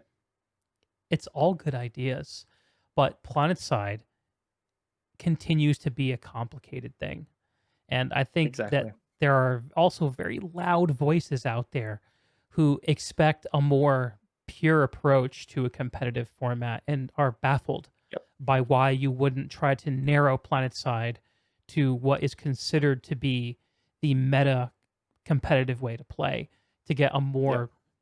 a more consistent inputs. Like if you're the best player, you should always win. That is not what Outfit War seems to be about right now. or No, was not? no, no. Yeah, it was not because we're seeing a new iteration in development right now, and Yeah. I have no idea what's going Do to you have come any of that. I idea? don't know what Like, do you have the inside scoop? Rel, can you give us I a don't clue? know. Yeah, Val, you wanna drop us a little hint here, buddy? Um, like I think one of the joys of Outfit Wars is that an outfit that isn't typically regarded as being the best skilled from a shooting perspective can still come out and top the day. Like Mm-hmm. I think we all know the underdog story that was the first Connery Outfit War. Mm, Recursion versus DPSO versus pigs. yes. Everyone accepted pigs to be ruffle stomped, Mm-hmm. and they stole it at the like, and they came out on top. That was something special. That was something special. Um, and in the second Outfit Wars 2, I remember this clear as day as well. There was an event where I, I I don't remember what server and what ranking it was because this is when all of the matches were split up a little bit more evenly. So we casters had a chance to jump between the matches and actually cast all of them. Yeah. One of the Emerald matches, the NC at around about the 600 point mark were down by 150 points. Vanu were at like 725 points. There was a huge lead. Vanu had it. And the NC came out and clutched it. And they stole the victory. And that the room for that kind of clutch to exist, for the NC to not only fight off the Vanu and stop them from taking territory, but also keep the TR off their heels. Mm-hmm. That to me was more impressive than any 1v1 style match could ever be Mm-hmm. from a strategic depth. And I think that alone makes Outfit Wars a bit more special to the planetside experience, in my opinion. Yeah. Because there's definitely events out there that already cater to that. You've got the PIL, you've Yeah. got Lane Smash, Service Smash, your more traditional 1v1 sort of leagues. But Outfit Wars being the official PlanetSide 2 event, it should hold every right to show off what PlanetSide is from a main game perspective. I think if you've got this opportunity to show off literally to show off to a potentially wider audience what your game actually is, Mm-hmm. and to be 2,000 viewers strong on Twitch for a day, you should show off what your game is, not what um, the dialed down version is for a quote unquote more competitive landscape. Yeah. Yeah. And if you did that, you risk creating a weird impression for outsiders too. Exactly. Right. Like a new player will come in and go, "What the hell is this? This isn't what I saw. Yeah. What is this game? Like I'm confused again." Which again hurts the new player experience even further. So Mm-hmm. yeah, I think keeping Outfit Wars a three-way is a great way to maintain expectation with any potential new players that come through. Mm-hmm. Do you what feedback have you heard from people who have participated in this three-way format? Has it been your impression that people are generally happy with their experience playing in Outfit Wars and look forward to it coming back? Or have Yeah, you seen something else? What's your general sense of what people playing in the event feel like? I mean, from the limited source of interviews I did with Outfit reps after they'd finished their match, Mm-hmm. it was mainly positive. They liked the emphasis on construction. They liked the emphasis on combined arms. They liked the three-way format. The only real complaints they had were about match length and scoring systems and stuff like menial mechanic stuff that can be sorted out. But the general core concept was good. So when I see the feedback popping up on Reddit about because that's where I see the majority of the negative feedback for Yeah. this Outfit Wars style. A part of me wonders where it comes from. Like, is it coming from a position of experience, or is it coming from a position of wishful thinking? Mm-hmm. And it does make me wonder Mm-hmm. whether or not it's a where that feedback actually comes from based on experience. Mm-hmm. Yeah. Me too. another, I would say, example of a live services game that I think has weird community interactions. Yeah. That I'm familiar with personally is a game called Guild Wars 2. It actually came out around the same time PlanetSide did. Um, I've played it. Yep. oh, we should totally pivot into a discussion about it. But I want to finish this idea first. I love I have Turkey not played Pro. it. I've not played it in years, so Ah, it'd be ah, fun. It'd be ah. fun. It'd be fun memory lane trip for me. That's for Maybe a sure. new game for you to check out, branch out. Maybe Maybe. make a return at some point. Yeah. Yeah. Anyway, but that game has had a problem with its community, where the game made big promises, and especially Sure. around 2015 when the first expansion came out, they said we're going to be a game about meaningful, difficult, sliding scale 5-man dungeon content. We're going to be a game about 10-man raids that are going to be fun Sure. and challenging and rewarding. We're going to be a game about like arena style PvP where your skill matters and gear means nothing. And we're going to have Yeah. this realm v realm style, which is like a PvE PvP hybrid, three Sure. factions, kind of planetside like actually. Um, Yep. And we're going to do all these things, and you're going to love it. But what that actually shook out as the game over time focused more on the actual core content that the most players played, which was this: Sure. put a new map into the game, people can explore, Yep. put a bunch of events into it that can be played solo or in groups, and Yep. create a story that players can play through solo to take them through the maps. Mhm. And so people who want to raid didn't get enough raids. People who want to play 5-man content didn't get enough 5-man content. People who want to PvP didn't get enough PvP. And this goes on for a little while, and eventually the people who identify with those kinds of content and build guilds and player communities around that content, they're starved. And Yeah. if they see one of the other communities get a morsel, they get angry. Like, Yeah. why did they give raiders a raid? I haven't seen a fractal, which is the 5-man content, in 2 years or 18 months. Yeah. Right. Yeah. Um, So and where's my content? Yeah. right, and the community eats itself. And I Yeah. wonder, I mean, Planetside, if any game, it could be called guilty of starving its players for content. I think Planetside is certainly one of them.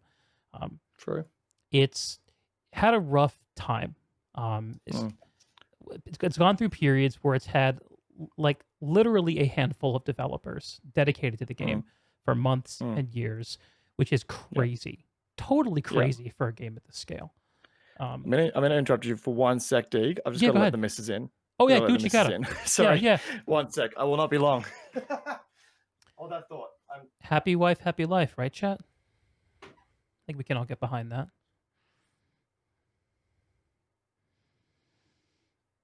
I see Commander Sirius and his posse has joined the chat. Welcome, welcome. Always a pleasure to have the commander drop by.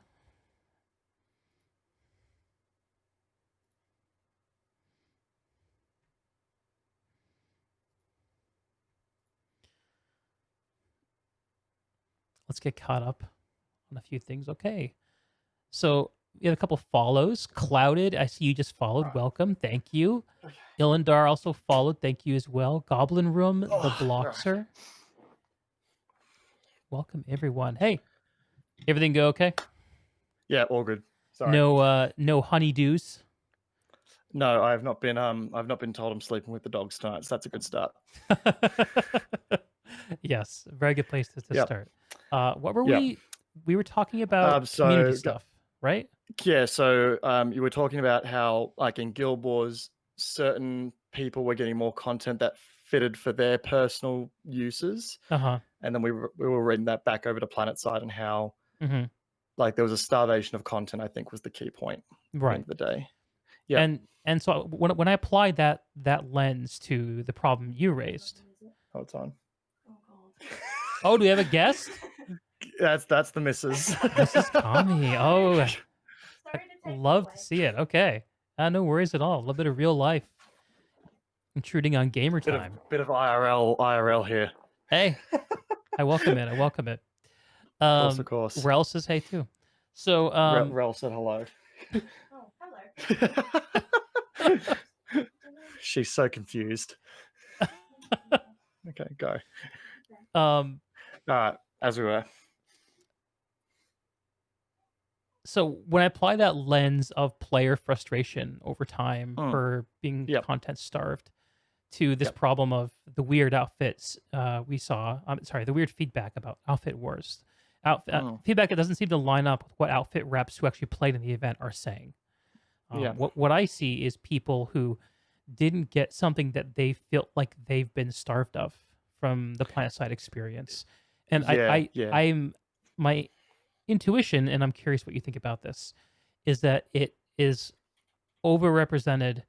Sorry, that players who have that sentiment tend to be representative of the like the hardcore infantry Planet Man style way of playing the game. Yes. I couldn't agree more, to be honest. There was a very interesting and albeit heated conversation that took place in my Twitch chat after the announcement of the Shattered Warp Gate update, and actually the release of it too, where a lot of the core infantry players of the game saw that biolabs were being removed from Esamir, and they were as unhappy as they'd come. They were fuming that their little safe space, I say safe space, I don't mean that as a way to target anyone unnecessarily. Their spot to sort of, farm away without needing to worry about vehicles and stuff was being taken away from them. Hey, repairman, huge dude. Mm-hmm. Just saw that come through there as well. Yeah, so that disconnect that they felt from having a part of their game removed from them and their ability to no longer actually do their thing without interruption. They felt like that was being taken away from them. And the counter argument I had was, well, 95% of the game is still infantry, but PlanetSide at its core is not an infantry centric game. It's a game that I don't want to say this and sound like I'm saying what I'm saying is right and what everyone else is saying is wrong, because that's a dangerous line to go down. Granted. But PlanetSide in general, from what I can tell, is meant to be a sandbox experience. Okay. It's meant to cultivate a lot of different experiences and make them work together. Sometimes the balance of things breaks on that, which is a discussion in its own right. But one of the things I don't necessarily want to see happen to the game is it lose its sort of combined arms sandbox focus in favor of it being just another on the rails infantry side shooter. And when I hear a lot of people saying, well, I should be able to play infantry only and not worry about air, like one of the suggestions I had from somebody is that air, vehicles, and infantry should all be in the game, but they should operate under their own separate objectives 24/7. Sounds And boring. exactly, to me, that's World of Tanks, World of Warplanes, and Call of Duty. Those games exist. And they're already done in that mindset better than what PlanetSide could do them as. Yeah. The magic of PlanetSide is integrating this stuff together. And I think when I hear complaints of, oh, it should be just infantry only, or it should be this only, it should be that only, we sort of divert from what makes the game special. And of course, there's always going to be the room for balanced talk and stuff like that. And I could also be hilariously wrong here. Maybe this isn't the way to go. It's just for me, the magic is the combined arms. It's the things coming together to create the final experience. And it's sort of, when I see that starvation of content from people who like infantry only, part of me sort of tilts my head in confusion and goes, well, 95% of the core objectives in this game are infantry focused. So I sort of wonder why their experience lines up that way. If there's anyone who, to me, should be, feeling starved for content. It's the vehicle plays in the game. Right. But again, I could be horribly misled there. Yeah. What are Yeah. your thoughts, Deeg? My Because thoughts. yeah. Yeah, I really I'm on the same page as you, Kami, on this. Okay. Yeah. I mean, clearly the sauce that makes PlanetSide special is big scale combined arms. Yep. And the trick is finding interesting ways to do that Yep. that make people feel like their time spent playing the game is rewarding. Mhm. Now, there's a sandbox reality that we all have to acknowledge. Games have gone. This is one of my personal rants about games over the last however many years, since the days of PlanetSide 1, we could say, Yeah. have gone in a direction as the audience for gaming has broadened. The Yep. the acceptable minimum effort that games can expect from players to enjoy those games has plummeted. And Yep.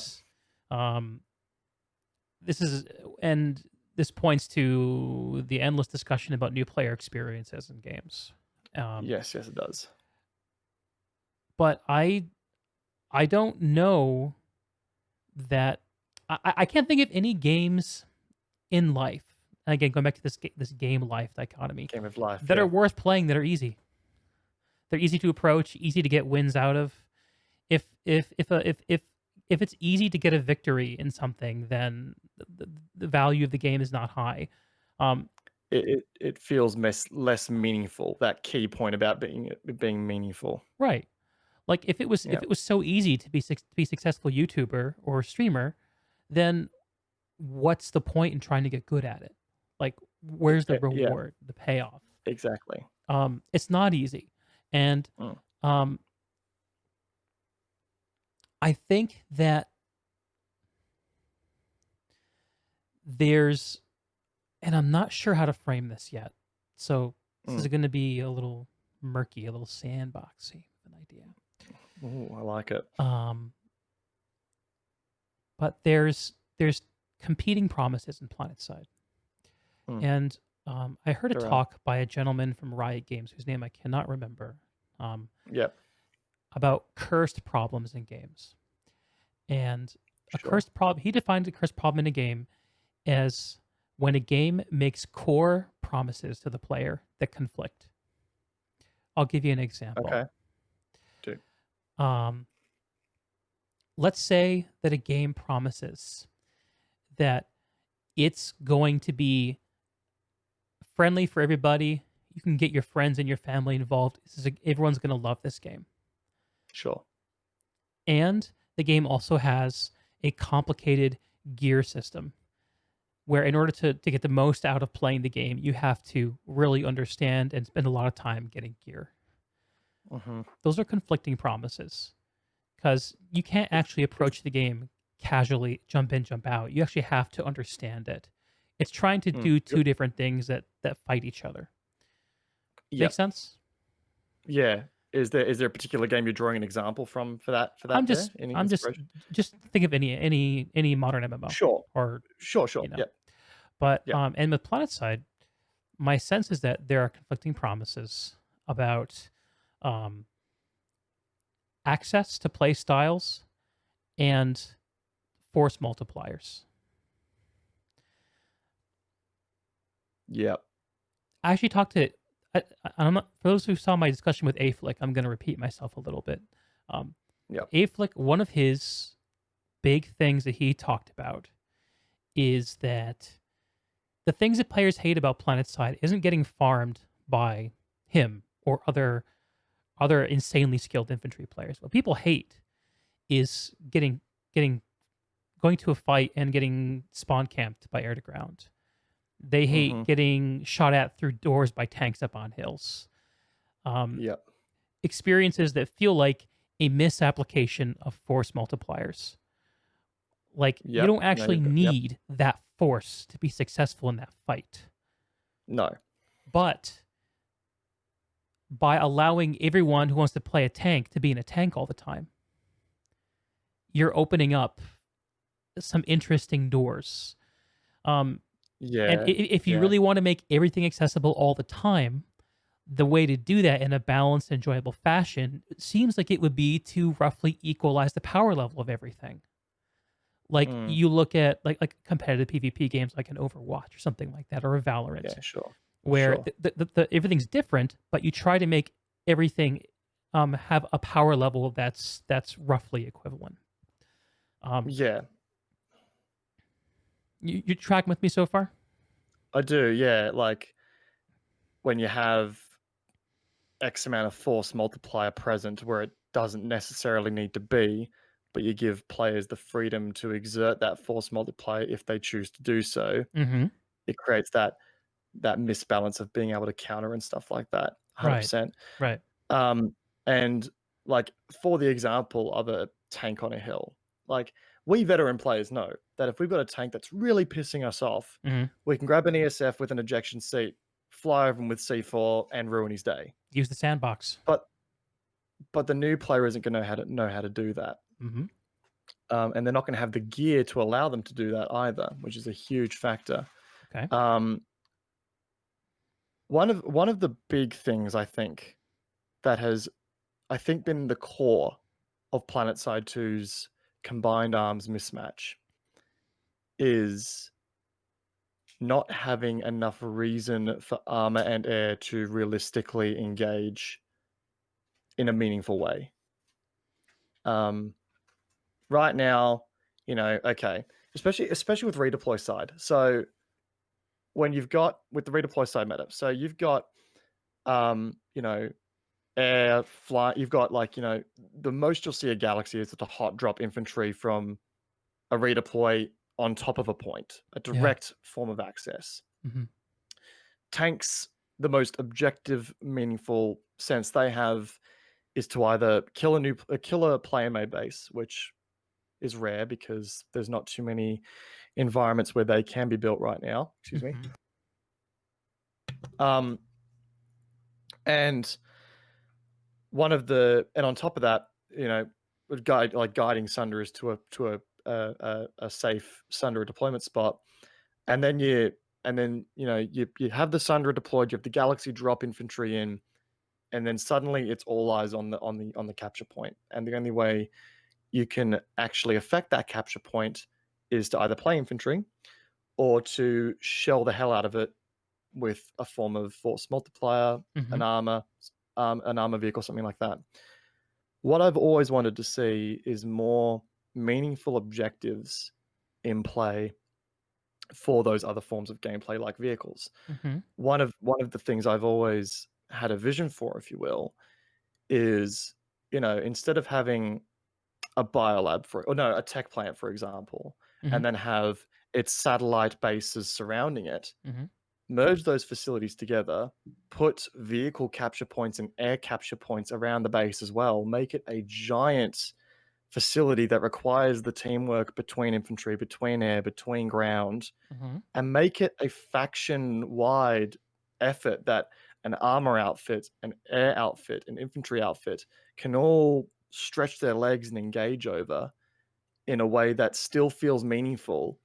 And yes, you'll see the natural engagement between infantry and air, infantry Mm-hmm. and vehicle, vehicle and air, but it still gives those players who prefer to be in a tank something to do other than constantly shell the infantry that are trying to do their job too. Mm-hmm. It adds meaningfulness in a way that still encourages combined arms gameplay. Mm-hmm. And I think that's been one of PlanetSide's really big, in my opinion, missteps over the years. A Mm. lot of the bases are designed to be small maps on a large continent that are built for 24 versus 24 infantry fights Mm-hmm. before they become big old cluster, Right. whats. Before they stop being fun. Yeah. Where it's just, staring at a doorway with lashes versus thumpers. So I that's just my end vision, and I could be wrong, but if I was designing the game, that would be the path I would take. Mm-hmm. Like, integrate some form of meaningful objective in the one larger territory that has all aspects of the game working together Mm-hmm. to one end goal. I don't know. I could be wrong there, but I think yeah. What are your I thoughts? think you got something Because there. I think you got something there. I was gonna take this in a different direction, but I think shoot. well, no. I want to talk through what you're thinking about first, because Okay. to me, Okay. it's a new idea and one that sounds very cool. And I had a very funny image flash into my mind as you were describing it. At least funny to Hmm. me. So, when you talked about having meaningful objectives for the different ways to play the game, the first thing that popped into my Yeah. mind was the idea of a biolab for tanks, a Thunderdome, baby. Thunderdome. Like, Yes. I have no idea how it would get implemented. It might not even be fun at all. But man, uh, Give me a Sundra Derby and I'll be the happiest man alive. oh my god, yeah.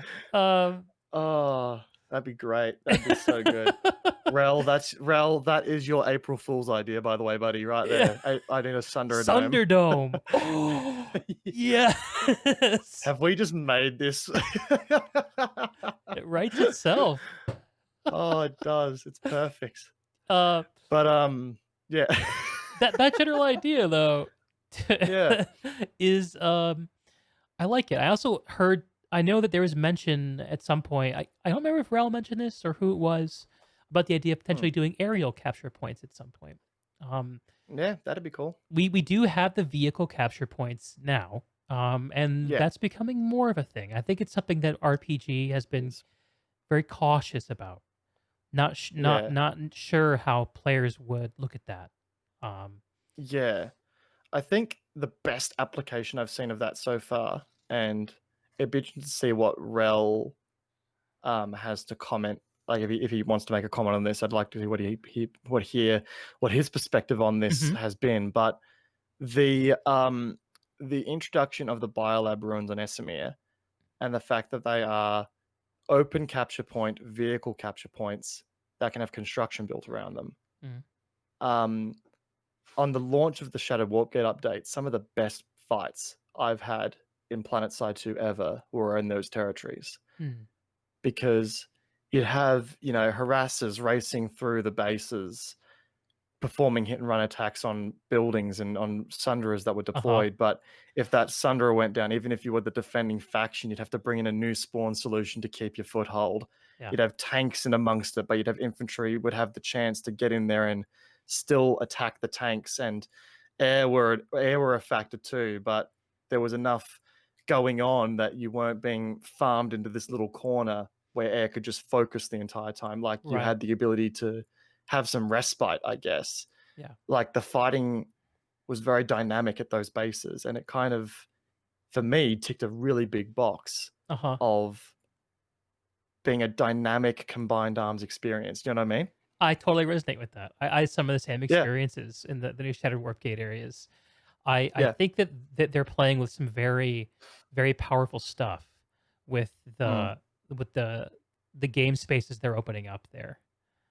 mm, Rel just gave us some detailed feedback. I'm going to read it out loud here. Those bases have been really sure. hit or miss so far. You have to have the right factors line up in order for the fight to develop there in a fun way. Can be really fun Mm, or little to no resistance. Was definitely something we wanted to yeah, try though. Yeah, and I've seen that too. yeah. It really feels like it doubles down on the sandbox idea of PlanetSide, where it's like what you It make does. of it, and what you can make of it could be crap. Exactly. And I think a very big factor of that is there needs to be a player willing to set up a base for Mm, the fight there to be of any value at all. mhm. Um, and when that happens, my God, is it some of the best planet side fighting you can ever have? For me, it brought But back. someone needs. Sorry, go ahead. I was going to say, but for me, but when it happens, it produces some planet side magic I don't think we've seen in years. But Yeah, what were you going to say? PlanetSide magic. I think it's a great way to put it. Mm, Well, I think that there's a certain magic that occurs when you don't understand everything that's going on. Like when the mm, meta hasn't been figured out. When mm. there aren't deep grooves of what the best way to play the game are yet. And Yeah, PlanetSide early was like that. PlanetSide 1 was like that. And the yeah, Warp Gate, Shadow Warp Gate feels a little bit like that too, because it's totally new stuff. And I'm sure if it stayed the way it is and wasn't changed for the next 5 years, eventually it would become degenerate, boring, and well worn. Um, hmm so I think that there's actually a high utility in agitating the format. Um, and not Yeah. necessarily to find like the new perfect way that everyone's going to love to play the game forever, but just for the No. sake of agitating. Because in a competitive format, like yeah, you can play with weapon balance or class balance as a way to rebalance and provide content to people who really care about that stuff. But Yeah. base balance is another big one, and it's one of the things that Yeah. talking to Aflick is one of his the things that he cares about the most is the idea of having new play spaces to play in. Like, I'd be really curious what he thinks about the new Shattered Warp Gate areas. Yeah, me too. Yeah, because he's a very big he's a very big sort of voice in the community for really, really high skill play, and I'd Yeah. love to hear what he has to say on it as Oh, well. actually, Um, I'm having a memory when he talked to Rel. I think he said that he hadn't really played in those areas very much because he wasn't sure what to do, which I think is a very sure. is kind of telling of that style of play Yeah. in a way. Mm, mm. Like um the constant push to be better as a player from a formula. Like, I think the key word here to take from this is ensuring the game doesn't become formulaic. Hmm. It's dynamic. It's Hmm. not. There's no formula to it. There's ways you can approach it with a formula from a personal perspective, Hmm. but there's no right or wrong way to play. It's That's the ideal because without obviously, yeah, when you don't know what's best, everything is valid. It's like a quantum equation because true. when you don't know, when you haven't seen inside the meta box, everything is best, and then Yeah, that's a great that's moment. true. And you only Mm, get that for short bursts in the era of the internet and YouTube and Twitch. You only get that for short bursts after content yeah, comes out, and so yeah. there's a I this is why I'm excited about the monthly promise of Me campaigns. too. Yeah, I me don't too. know if they're going to be able to make changes to the map and the lattice every single time something happens, Yeah, but it would on sure be ongoing changes cool. like ongoing changes like this. If I don't, I would love to know what the scale of it's going to be like. Like, Hmm. and I'm sure we'll find out in due time. But part of me at some point remembers it being like, yeah, we're going to add more facilities and stuff like that to the game as this goes on. Um, but yeah, that promise of a change regularly that continues to throw the formula that's been established out the window to me is interesting Mm, because for a game like PlanetSide, if you spend all your time working out how to be the best at a certain situation, only to become aggressively unhappy when something that is also in the game by design throws a spanner in the works there, hmm. you're never going to enjoy the game at its full potential. Mm, You're going to always find yourself blaming that inconvenience uh, or that perceived inconvenience on your unenjoyment. right. Whereas for me, part of me thinks it's the challenge of finding a way to overcome that inconvenience Hmm. that really makes PlanetSide special. Yeah, and the trick is to get people to actually play that way. Exactly. Exactly. It's a matter of, and I think again that's the importance behind having meaningful objectives. Yeah. Encouraging people to try out those new play styles, to play that way, that sort of So thing. other than Thunderdome, what kind of ideas do you have for new objectives? Mm. And Well, I again, like the story biolabs. Those are a good thing to try out. I I like that. agree. And again, I think I'd like to see bases with larger territories, like larger actual land spaces. How big? That sort of Paint us a picture. sorry? How big? Paint us a Um, picture. I did a video a while ago, a long Uh-huh. time ago, so you wouldn't be able to find it now, where I envisioned a map, like how familiar, like, let's picture the southwest corner of Inda. Mhm. Um, Paris Amp, Havartech, Mhm. and Vinyl Archives. Okay. My picture, and this is probably going way overboard here, but my initial concept there was take all of the small outposts within one section of a lattice. So things like Havartech and all of its satellites, Parasamp and all of its satellites, Mhm. and make that one hex, make that Hmm. one territory. and then use large outposts like watchtowers, like Vanu Archives, Quartz Ridge Camp. Use those as middle ground points. Hmm.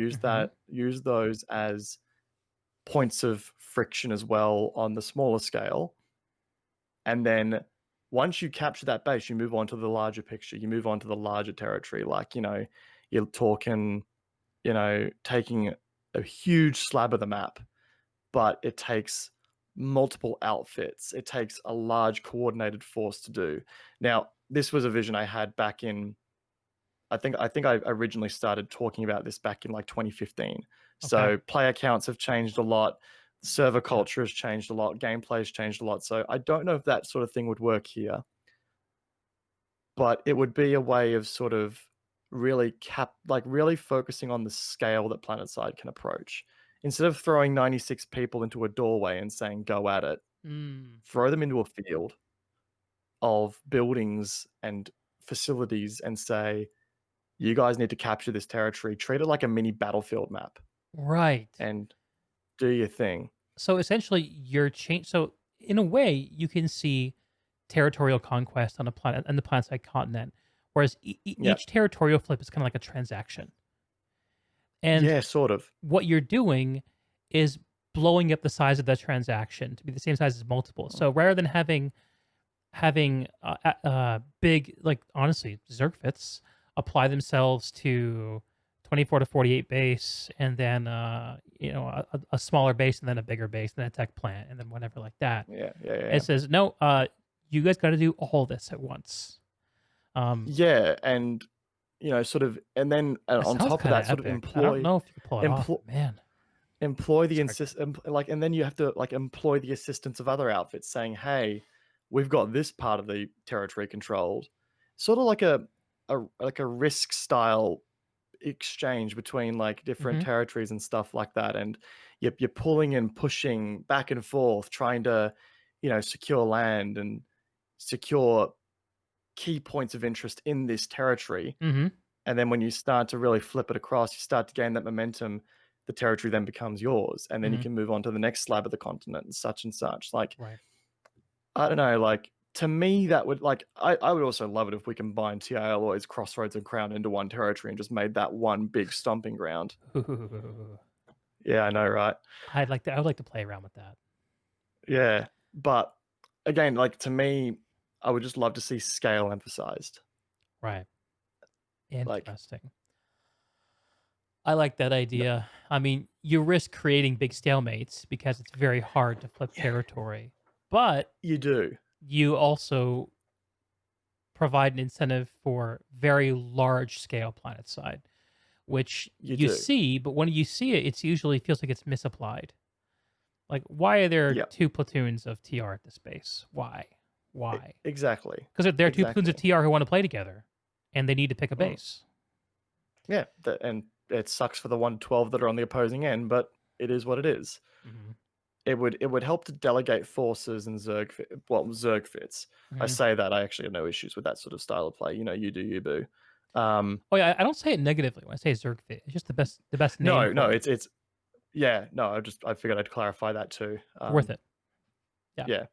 Um, like it gives them a way to apply themselves in that sort of scale without needing to jam 96 people into a doorway and then cop a lot of flack from the community who want a smaller engagement. It actually gives the people, in my view, the community who do want a smaller engagement more of an opportunity to do so, because they could pick a certain section of the territory and say, we're going to hold this right here. This is our goal. And the Zergfit will be forced to sort of split it across as a result of that. Hmm. I think that's cool. I could see almost like I think it'd be kind of cool to see they implemented it as like a kind of special alert. Maybe something tied with the campaign system. So something that was like a Mm. short-term alert only up for a month to say, "Hey, there's Yeah, some yeah. valuable resource. There's some green shit coming out of the ground. Get on top of that." And the lattice flips somehow. And I'm not sure if there's Ah, the technology to change the way the lattice works. Um, it could be cool. Yeah. yeah, or even take the idea you're proposing and put it over a new play space like the Shattered Warp Gate Mm. and say Yeah. No. control the Shattered Warp Gate. Like, we figured it out. We have the technology. Like, we know how to not take damage over time because we mastered it after 3 months Mm, of whatever. Maybe yeah. they've already thought of this. This is what they're gonna do. Maybe, yeah. Like, and this is what I love about this. Like, we know there's content coming, we just don't know what it is, and that's exciting. It's a good space. Yeah, 100%. yeah. Well, speaking of content coming, what do you think we will, other than more campaign, which we know we can count on, other than Outfit Wars coming Yep. back in some way, what do you Yep. think we ca- what do you think slash hope we can expect to see in Planetside in Oh, 2021? it's interesting, and I'm gonna cheat a little bit here because I read. I don't know. You have you read the Andy Seitz Yes. interview Yes. from? Yes. Okay. Gonna cheat a bit here because he makes very clear mention, and I don't know if this was just like a slip of the tongue or something, of new classes, new vehicles, and new play spaces, Mm-hmm. which is just more of what we've already got. And that to me is exciting because we haven't had a new vehicle in, God, when was the Valkyrie released? Are you not including the Colossus and the Bastion in that? Oh, the Colossus and the Bastion, true. But Okay. yeah, Yeah, I guess no, like those are, I yeah, guess normal scale vehicles that don't require outfit resources. outfit Yeah. resources. Yeah. Sure. Yeah. So it's been a long time since we've seen anything like that. And those vehicles, when they come, they do shake up the meta a bit. So it's exciting to me to see, like, there's talk of really shaking things up. A new class. I mean, I don't even know what kind of class we could add to the game. Yeah. Like, Nothing immediately pops out what at would, me. no, what would you add? Yeah, and I also Like, worry about stomping on the potential of fleshing out the existing classes. yeah, no, there can't be a power creep. It Yeah. needs to be, Like it I needs to be, what if like yeah, the very, ambusher light very assault centric. was a different class altogether? Like that would be kind of boring to me. I'd Yeah, I rather agree. add more Yeah. stuff for the current classes. But let's think about Yeah. what the actual benefit of that would be. So if you took like a Mm. um okay, well all, all I can think about is a two-man max suit. Why am I thinking of this? This is not a good idea. Like a No. two-headed ogre with like four Oh arms. God. One That's would want to go that way, the other want to go the other way. so the first person shooter experience I ever had was sitting in Yeah. my dad's office after he finished work, and one Yep. of us had the guide for Wolfenstein Oh 3D, God. the printed Yep. booklet. Another one of us was Yep. controlling the mouse, another one was controlling the keyboard. It was Uh-huh. terrible and amazing at the same time. Three goblins in a trench coat. That's what Ralph said. I think that's Basically, yeah. so Just that's imagine the two players confirmation. in like a just two players in a warp gate arguing over which way they're gonna go, and they never leave the warp gate. Yeah. So the Oh, current archetypes we have for shooter Mm. stuff, we have the assassin archetype, like invisibility with the infiltrator, which The includes infiltrator. sniping and also close range assassination. And We like have espionage and hacking and that sort of stuff. right, Mm. subterfuge, deception. We have the not screwing around archetype with heavy assault, where it's just, hey, I'm big and I'm here. Yeah. And I'm the weapons master, kind of like the warrior Yep. of Planetside 2. Yeah, 100%. We have the two main support classes, engineer and medic, which I think have fairly clear identities Yeah, that's around pretty easy to work out. making sure that the vehicles go and making sure that the people go, and Yep. then the light assault, my favorite, which is I it's kind of a specialist class where Yeah, specialist is the word I would use. Yeah. yeah Like front line, but in a creative way. right. It's about exploiting vulnerabilities rather than necessarily Yep. being the main part of the force. Yes, 100%. Yep. So what, chat? Any ideas? What other kind of infantry classes could we say? I'm just trying to think of like any Think- other first Think person, about like Battlefield in Overwatch, particular. Battlefield, Valorant. I can't think of really anything else. Okay. Like, What if it's relevant I to mean, like a I new thi- mechanic, like something introduced by the Shattered Warp Gate, yeah, like a Storm Lord? I'm sort of, because I'm sort of thinking like I'm thinking to squad again, which being a logistics heavy game incorporates things like dedicated crewmen. Like if you want to drive a vehicle, you have to be a crewman class. Like if you're PlanetSide 1 had something like that. If you were yeah, in the right. heavy armor, you couldn't pilot vehicles. You had to be in the light armor.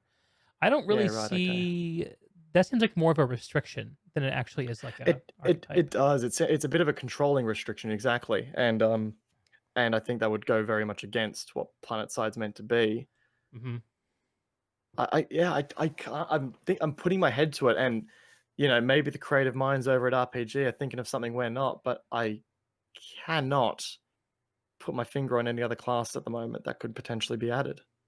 What if they added more water to the maps and had like a class that had based mechanics, like a swimmer class? Swimmer That class. sounds terrible. He's If got to you're be wearing a watching this diving on suit. YouTube That's after all the I'll fact say. and you have a bright idea, drop it in the comments. I want to see it. 100%. Be keen to see it. Okay, but Swimmer more class. more stuff in the sandbox is what it sounds like, is what Yeah. Andy Seitz is saying, more or less. Yeah, and they're obviously talking about new play spaces. That I I'm like. willing to put my money on Ashore not being dead yet. I think Ashore is coming. Okay. Like they revealed a continent that was part of the way done years ago. Mm-hmm. There's links to it in the Sanctuary. There's links to it of it being currently unavailable. What's going on? So there's Yeah. references to Ashore. And like the little news bits and the little bit of Yeah, kind of lore clues. That's Like, it. Don't And forget about this. to me, from a productivity standpoint, if you've got a map that you've been working on for a while, Mm-hmm. it wouldn't make sense to scrap that if you've at least got something there with the essence of creating something brand new. Right. Like if I don't know, to me that sounds like double handling. Yeah, I don't know. I'm thinking about Rel's reflections on it. He said that he didn't feel like it met the quality bar that PlanetSide needed. That I didn't know. That I Um, didn't know. and it was kind of something that he did himself, because it was something he could work on himself. It was a big idea. Actually, I asked him Sure. in our interview what his biggest disappointment was, and I think he shared that Osher was it. But if it weren't for the fact, okay, but what you just said is the only thing that makes me think you're probably right. That they are hooking into it in Sanctuary, and they don't have to do that. No. They don't have to do that. No. Like the joke of haha Osher is kind of not worth it, and it's kind of like a bad faith thing to do, to poke fun at players for not getting content they were kind of teased. So I think that idea has legs. Now the question is, what would Osher be? Yeah, I originally remember the initial plans, the initial concept was that it wasn't a content that had warp gates on it. It was like you'd have Bastion fleet carriers that were apparently rotating around the map, and you'd have to fight off of that alone. Like that would be your starting point. I Weird. don't know how it would work. Like almost like a battle But- royale thing with rotating dropships. Sort of, yeah, but I don't honestly. This was years ago. This was when they first unveiled the continent, and they Okay. were talking about plans and stuff like that. But it would have to be, I think it would have to be very open based. You'd have water present as well, with Mhm. probably a lot of bridges as narrow choke points and stuff like that. I think what I'd really like to see out of Ashore is a huge focus on air. Like, I want to see air transport and air logistics be a thing. Okay. And that sort of ties into a new vehicle I'd like to see. I think we'd all like to see a Lodestar at some point. Yes. You know, who doesn't want to hot drop a tank into something and change the tide of a battle? That would be freaking cool. Yes, Um, I also in my heart of hearts want to see a recall back to the old generator and ant style of gameplay from PlanetSide 1. Do you know what I'm talking about when I say that? I don't know. Do inform me, my good sir. So PlanetSide 1, in a way, its bases had a lot more, like they were trying a lot of different kind of weird things with it. And one of those things is the Sure. fact that every single terminal in the base ran off of base power. And base power was finite. Okay. And you could drain base power by using the base, just by spawning, by using the terminals. These drain the Sure. base power slowly. Destroying the terminals and having the base auto repair them drain those faster. So one of the things that you could Sure. do is as like a spec ops type outfit in PlanetSide 1 was you can drop into like a tech plant, which even in those days gave tanks, and so they were important. Mhm. And you could slowly drain it while no one's looking, and slowly drain it while Oh, someone's not looking. You kill the generator. You find a valuable base that's starting at like 20% power, and you kind of sneak back there without anyone seeing, and before you know it, bam, power goes out. When the power goes out in the base, it flips neutral. Anyone can cap it. But whoa. the cap takes 15 minutes in PlanetSide 1, but it doesn't go through unless you bring power to the base before the hack finishes. Which in order to do, you have to fuel up an ant, which is, PlanetSide 2 has ants, but they're used differently. You have to fuel it up at the warp gate and then drive it to the base. Or drop it in with a lodestar. Wow. Yeah, okay. Yeah, so that's cool. And what's also cool, arguably even cooler, was what Yeah. you would have is you would have these enormous Zerg fights at PlanetSide 1 bases. This happened too back in PlanetSide 1 days. Yeah, sure. And you would have these unending fights. But what the consequence of that unending fight is there was a natural cap on it. Because at some point, if you were sieging the base from outside and you just couldn't get in, but you held the outside, the defenders would have to get an ant in to refuel the base. Because the more people who are Sure. spawning there and using the resources, the faster it drained. And it would get So you down to need some those. logistics running. Right. And so Yeah. as a defender, you would try to plan these desperate ant drops from lodestars and try to protect it and defend it long enough for it to fuel up a few ticks before the attackers blew it up. And that was some drama, bro. Like that was Oh, dude. high quality player I generated wish I drama. w- oh, I wish I was there for that, man. That sounds awesome. I just think it's such a missed opportunity in PlanetSide 2, but maybe the way the bases are captured with the timers as they are doesn't leave enough room for it. But Yeah, I think I don't know. probably one thing, like the gaming industry and the first person shooter market in general has sped up a lot in the last few Mhm. years. Like the pace of gaming has gotten faster and people are not as willing to accept a slower pace um as a result of that. Mhm. So yeah, I think I would love to see that too. I just don't know if it would be accepted If it would in the be fun PlanetSide enough to 2 play for enough ecospace. people, and that's the thing. Like, Yeah. it's. Have you ever heard someone describe like an Eve Online battle? No, I haven't. I've just heard it's spreadsheet simulator though. Okay, that's true. That's absolutely Okay. true. Yeah. But what's Sure. also true is that it has a big community of people who really engage in PvP player drama. And Yeah. what my favorite way to interact with Eve Online is to read the breathless battle reports of the betrayals Right. and the advances, and it all sounds incredible. But to play it Yeah. is miserable. It's miserable as a Right. spreadsheet simulator. And I think that PlanetSide 1 suffers from that a little bit, where Sure. the meta picture that's being painted by the game sounds incredible, but the actual moment to moment experience of each player isn't as great. And I think PlanetSide 2 has, from the get go, always really been careful about preserving the moment to moment experience, probably to the detriment of some other outcomes. Yeah. No, it's fair.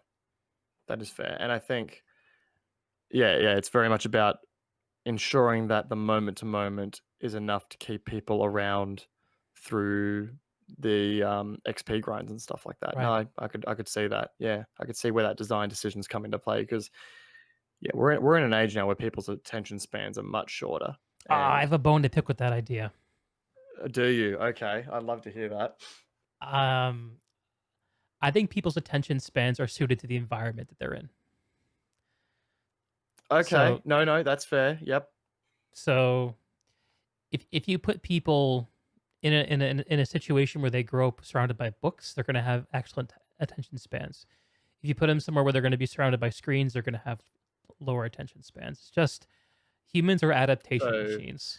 the nature over nurture sort of argument. I'm with you on that 100%, mate. Yeah, and so No, that I agree with. I have a kind perspective on people as a general philosophy. I think a Yep. lot of the ideas that people aren't like as great as they used to be, they're not as patient as they used to be, they're not as wholesome or as honest or as clever, Sure, are sure.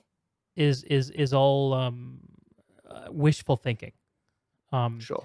the idealization of a past era that never was as ideal as envisioned to be. I think that we're genuinely living in the best time it's ever been to be alive as a human, in aggregate, in general, not specifically anywhere you go. There are definitely Yeah, bad ways sure. to be a human and things you don't have control over.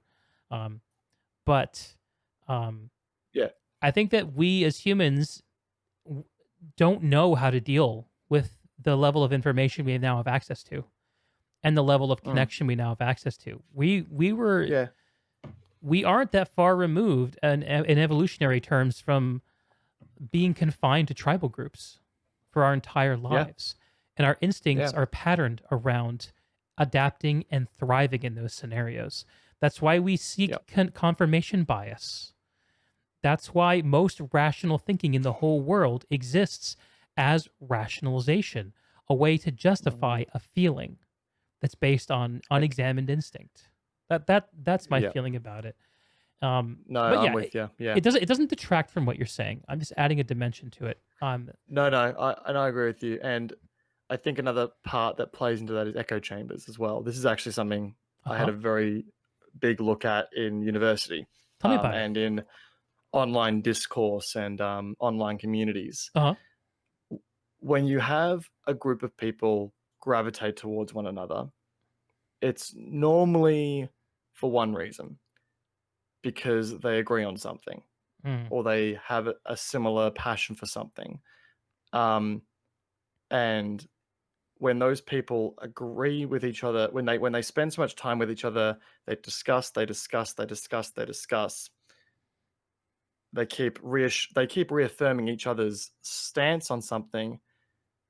Eventually, by the time you get to the end result, mm, by the time you get about 3 months in, no matter what the circumstance is, that group will say that this is right, or someone in the community will say this is right, and the only people in that community will be people who agree with them, mhm, because it's all about reaffirming ideas that is considered acceptable in that environment. mhm, Um, and one key example today that I had in a stream that I was having before this actually mhm, was somebody said, "Oh, so it looks like they ruined Esamir mm, with the latest update."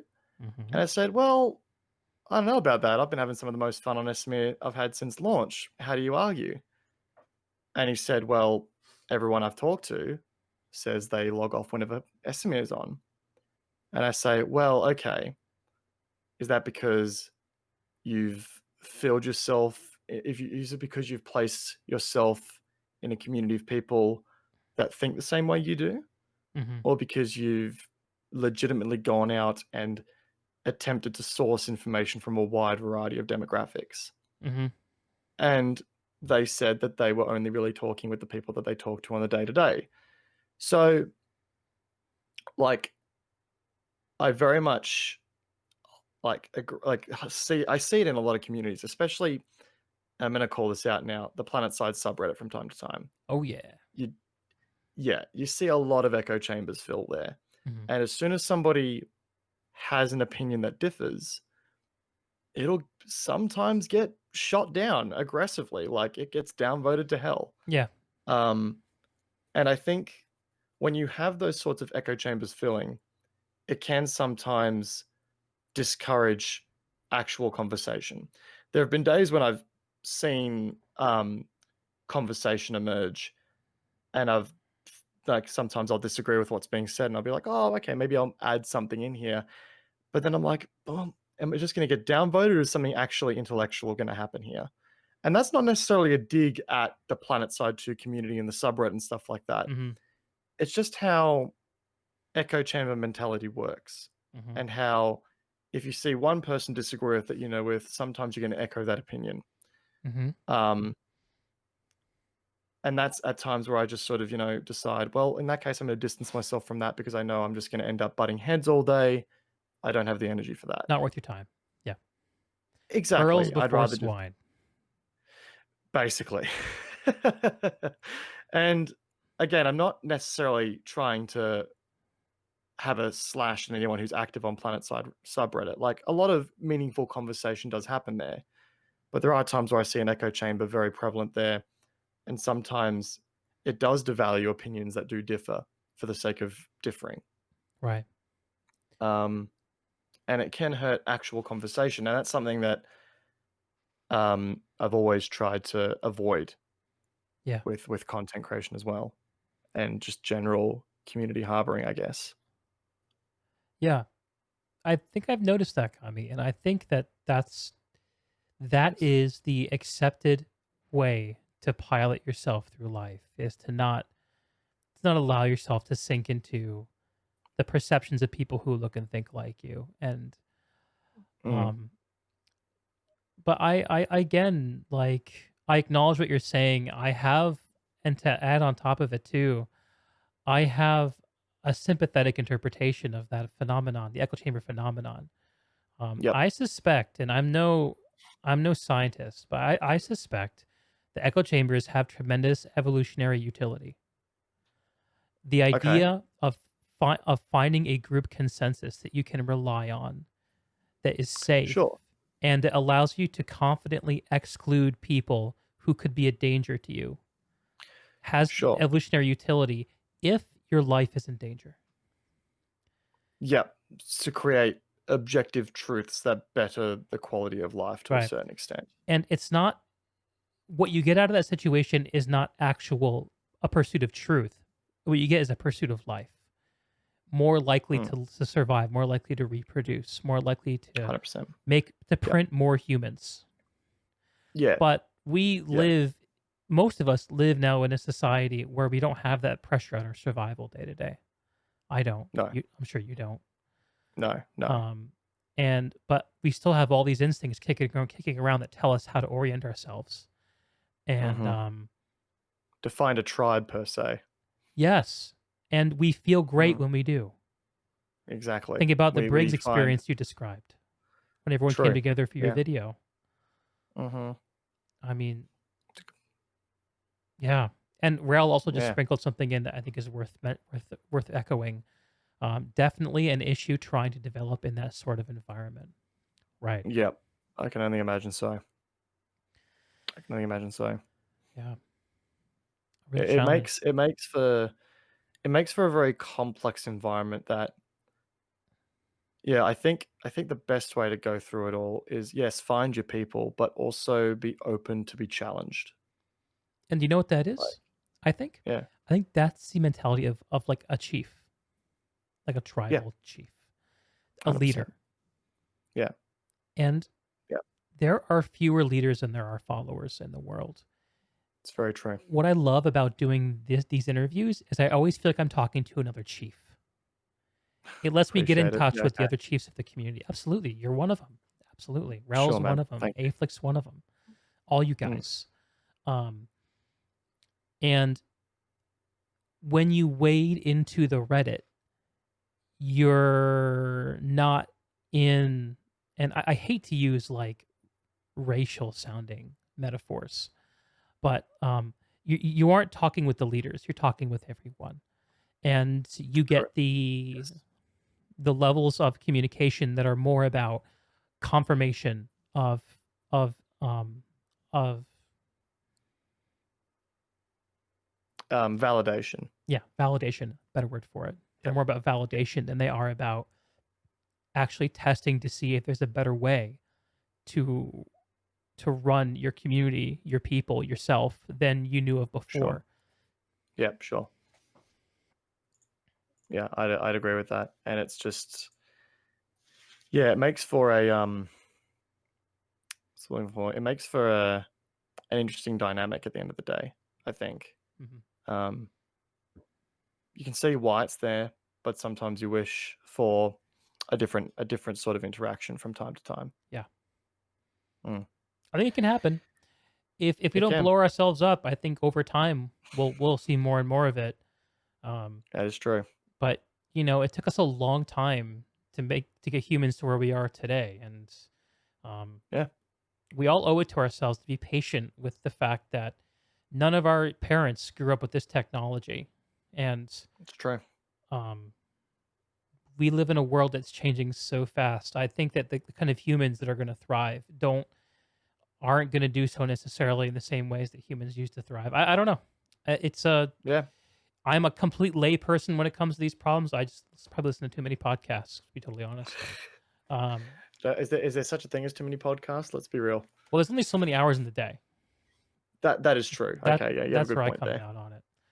Yeah, Um, no, fair enough. and also the problem with podcasts is when you start a conversation with "I saw this on a podcast," people tend to tune out. Yeah, Just a little bit of a just eliminate self-dig. that part, and then if they ask you for your source, just say, "Oh yeah, some trendy news website." Yes. Um, I read it somewhere. I'm totally guilty yeah, of yeah, that. yeah, yeah. Yeah, So. no, fair enough. It's a good way to go. I Okay. love that. Well, Oh dear. there are a couple more questions, Kami, that I really want to ask you before we finish this Sure, up tonight. sure. Tonight, my time. So, number one, it's a fun question. Okay. It's when I talked to Rel, he said that he thought everyone on his team had a design doc for PlanetSide 3, what their PlanetSide 3 would look like. PlanetSide 3 is Oh an wow. idea that's been bandied about a lot by the community, especially since Andy Seitz lit the fire at the start of the year with the Rogue Planet Games announcement. Bloody poured gasoline on it too, Shout out just to to Andy make matters. Seitz. Big I know, balls. right? Big, uh, bloody massive cojones. Seriously. do Oh, you have a design doc for PlanetSide 3? And what does it look like? oh God. A design doc for PlanetSide 3. That's a tough one. Mm-hmm. That's a tough one because I've said this. I've actually said this on stream a few times. People say to me, "Should they make PlanetSide 3?" And I said no because right now they have the core. They just need to improve on it. Mm-hmm. And the only reason that I would see being a valuable, the only reason I would consider there to be a valuable step for a PlanetSide 3 development would be to make a new engine for it or to update the engine so that it didn't perform like how it does today. Mm-hmm. Build it for multi-core threading and do what you can on that front. Now, I'm no game designer, I'm no tech either, so what I'm saying could be absolutely impossible, but that would be my main concern. Performance, improve the experience that it ran better in more scenarios. But if we were to make PlanetSide 3, I think a big thing for me would be, firstly, the scale thing we talked about earlier. Really making sure that the game sort of doubled down on that, on those large scale moments, those moments where a player made base was organically built up and then eventually an armor clash hit that base. Those organic moments, Uh-huh. turn those special moments into moment to moment gameplay, Uh-huh. and then you'll have an experience that people will keep coming back for over and over again. Okay. So double down on the scale, double down on that combined arms nature, make it so that we have less of lashes staring at a doorway for half an hour, Mm-hmm. more dynamic gameplay. Mm-hmm. Make it so that 96 people can fit in an area comfortably and still have a fight that moves. Mm-hmm. That would be my first big step. My second big step would be double down on faction exclusivity. Hmm. Um, I'd love to see Empire-specific flashes and Empire-specific harassers and Empire-specific liberators and galaxies and Valkyries, and Yeah.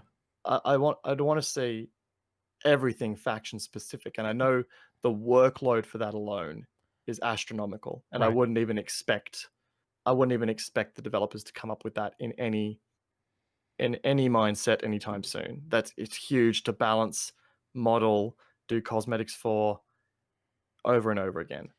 Empire specific classes. Lee Jones in Oh, Twitch is suggesting. There's a spicy wow. idea. That would be, you would have to, Ooh. could you imagine, like, the asymmetry in this Yeah. game is hard enough as already is with like unique weapons. Imagine unique abilities. Like what if like the light assault class was only for New Conglomerate?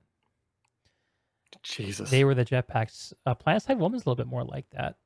Are you thinking Uh, about this idea as more like a add more flavor kind of thing, or more like a introduce more asymmetry kind of thing? like on the vehicle side of things, it's definitely a mix of flavor and symmetry. Mhm. Um, because asymmetry, sorry, because I think, you know, in the MBT style of the game, we've got the Vanguard, which is just the, balls to the wall tank that, Yeah. punches itself in a space that it doesn't fit and then tries to wiggle its way out afterwards. Um, the Prowler's a bit more, it's a bit more finite, it's a bit more planned. You got to deploy somewhere and Right. shell something from afar. And then the Mag Rider just does Mag Rider things. Yes. It's the UFO of tanks. It is. And like I'd like to see more of that unique gameplay brought into other, like, the Lightning, for example. That Uh-huh. could I feel as though you could do a lot of really cool stuff with that. Like like the Vanu could have a really agile hover vehicle that takes very little to kill it, Mhm. but it's nice for it's like a highly mobile tank destroyer sort of thing. Sure. Sure. Um and then the Lightning could maybe be like a bit more of an organized support vehicle, and then Mhm. the Lightning for the TR maybe, and then for the NC you'd have, I don't even know, like a siege tank of some kind. Mhm. I don't know, like a light support siege tank or something. Like you could really have a lot of fun with it. I don't know how you would. Again, this is the sort of gameplay design that I'm sure Rel is having a heart attack about right now, because we're mentioning all these ideas and it's just astronomically challenging to balance this many vehicles in a game like this. Well, if you're talking about PlanetSide 3, I mean, the Sky's the limit, I guess. Yeah, the permission you get when you put that word into the equation is you get to go back to the drawing board. Is you do. you get to think big. He loves Yeah, you this sort do. of stuff. There we go. Just All right then. yeah. I love it. Um, like I like the idea of faction exclusivity and the idea of class specific, like faction specific classes. That's in like, what if NC were the only people to get shotguns? Double down on the meme. Yes. What? Double down on that meme. Imagine if that was the case. Uh-huh. Um, you know, TR were the only ones to get. I don't know. What would you give TR? Probably like.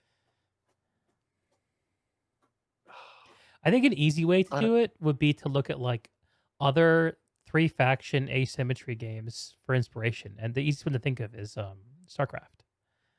You think true. about the Protoss as the Vanu, you think about the TR as the Terrans, and you think about the New Conglomerate as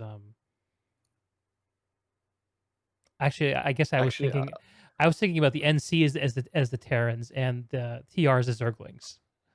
I could add this as well. I could like Supreme Commander Forged Alliance. Don't know if you ever played that game. No. Um, okay, UEF as um, UEF as New Conglomerate, TR as Cybran, and Aeon as Vanu Sovereignty. Okay. Um, you know, like you could really have a lot of fun with that. Yeah.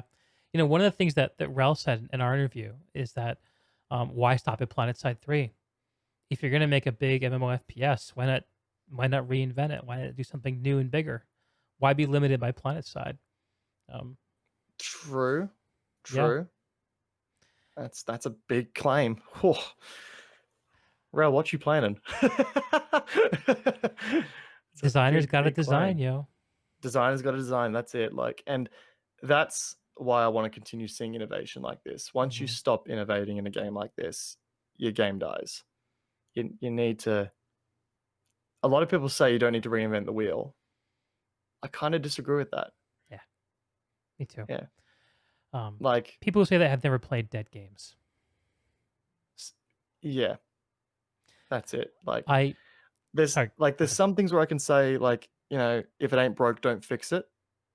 There's some states where I can agree with that's true, but you need to keep innovating as well. Mhm. Like, if something's in a position where it just works, like I'm trying to think of an example from planets like the light assault class, that works. That's a Mhm. good class right now, I'd say. Yeah. Um, so you don't necessarily need to rework that entirely. It's a unique addition to the game, but you can still rework other aspects as well. to give it something unique and give it something new. There's no doubt about that. Yeah, it's unique and interesting and useful without being overbearing. Agreed. Yeah, 100%. 100%. Yeah, one of the most important steps, I think, in the right direction.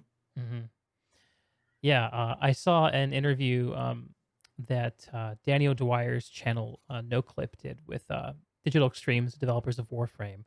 And when he Sure. talked to Rebecca Ford, their community manager, Yep. who's doing a very unique thing with that game, and the Mm. community management of it. Yeah, sure. She said that people ask the question, why can't you just do updates that are fixes? Why can't you just fix things that are broke? That's good content for your players. And she said, you can't just do that. You have to excite people and you got to fix things. You got to do both. Yep. Otherwise, Yep. otherwise you're losing people. And I think that exactly what we talked about earlier. Exactly what we talked about earlier. right. And that's why I feel like PlanetSide is suddenly a fun game to theorycraft about in a way that it felt kind of silly to do in years past, where we just didn't know what was going on. We didn't understand that there were so few people on it. We saw efforts going towards H1Z1. We saw efforts going towards PlanetSide Arena, and we're like, well, what about my game? And it wasn't so clear what was going on there. Yeah. But now the page has turned, and we have crystal clarity, and we see things coming in. And even if for me, even if every single update that comes in isn't targeted directly at me and what I love about it, I think that's like a foundation that you need, and it feels great, man. Yeah, 100%. You need variety. If you feel like every update is being catered to you as a player, then someone else is going to be neglected. Yeah. And as a result of that, the people that are the very content that fuel your experience in game, aka the other players, are going to start leaving, and therefore your content of the game is going to start diminishing too. So it's all about keeping as many people as possible happy. Otherwise, you just run into a huge landslide. And yeah, no, it's one of those balances you have to upkeep. Otherwise, it's dead game season. Yeah. I have one idea for PlanetSide 3. I want to say for my part, just selfishly. Shoot. I mean, I got it here. Because the truth be told is I'm not the most involved in the nuts and bolts PlanetSide player out there. I'm not useful at talking about infantry balance. I'm not useful at talking about tanks or air or base fights or lattice design. Like I don't want that level of competence. Yeah, sure. But what I do think PlanetSide should think about doing is taking an escape from Tarkov-like approach towards a new player experience. Go on. So I don't know how you'd pull this off. I don't even know if this is a good idea. This is just a selfish thing that I like. Which is I like a game to spit in my face and tell me, screw you, get good. I want I want an achievement in PlanetSide for dying 1,000 times. I want an achievement for dying 5 times in a row to a scat cannon max. Yeah. I want an achievement max specifically. Oh, I'm just making things up. You insert your thing, because if what makes PlanetSide so good is this asymmetrical sandbox of huge scale, you have so little control over the moment-to-moment interactions you're likely to have, and you're gonna get farmed. And you have to not just build an understanding of how to shoot and how to move. You have to build an understanding of the battle flow around you, and how to seek out advantageous positions. And to do that, you have to understand what everything else in the game is doing too, and that's hard. And that's hard. Yeah. And it should be presented as being hard, and it should pursue that identity as saying, this is where the big boys play. So suit up. Yeah. Well, welcome to the pain train. That's basically. Right. Yeah. Okay. Yeah. No, I can get behind that. That's my personal selfish idea for PlanetSide, and I say fuck the new player experience. PlanetSide 3 is just a big old middle finger as you spawn in. That's Hell literally it. Yeah, like I had a buddy of mine who's playing Daikatana on stream of all things, And Yeah. recall the John Romero promises he made in the ad campaign for that game about this game is Jesus, yeah. gonna bend you over. I don't remember what he said, but Oh like God. that's Yep. that's what I want from PlanetSide 3. I don't know. There's something wrong with me. Clearly, I feel like I need to talk to my therapist about this. You just want to see people have a really hard time. Because you want to log onto the planet side to the planet side to stream like Twitch directory, and you just want to see tears, like a lot of tears. For God's sakes, Rel. Yep, he's got the right idea. He does. Oh, Rel. Let's just hope that no one screen caps that, buddy, because It's going on YouTube. It's gonna be memorialized. oh yeah, that's memorialized. I love that. Uh, That's great. yeah, that's the spirit that I would love to play around with PlanetSide in that space, and so that when people get in it and they get destroyed, like it's not a surprise. Yeah. It's like, oh, okay, It's this is to what be I was sold, and expected. I'm up for that. Let's go, baby. Because yeah, you're right. Escape from Tarkov has that. It has that mentality around it already. So when you Hmm. get into the game, that's the accepted truth, and Hmm. people stick around through the pain as a result of that. That's actually a really good point. That'd be a way to sort of, yeah, you're not wrong. Yes, another acolyte in the I'm Church of I'm PlanetSide I'm seeing Hardcore. your point now. I'm seeing your point because if you spend your entire time pledging that you've improved the new player experience, and people still come in and get farmed like no tomorrow because they're being banshee farmed, they're gonna go, "What the fuck? This was meant to be easy." Hmm.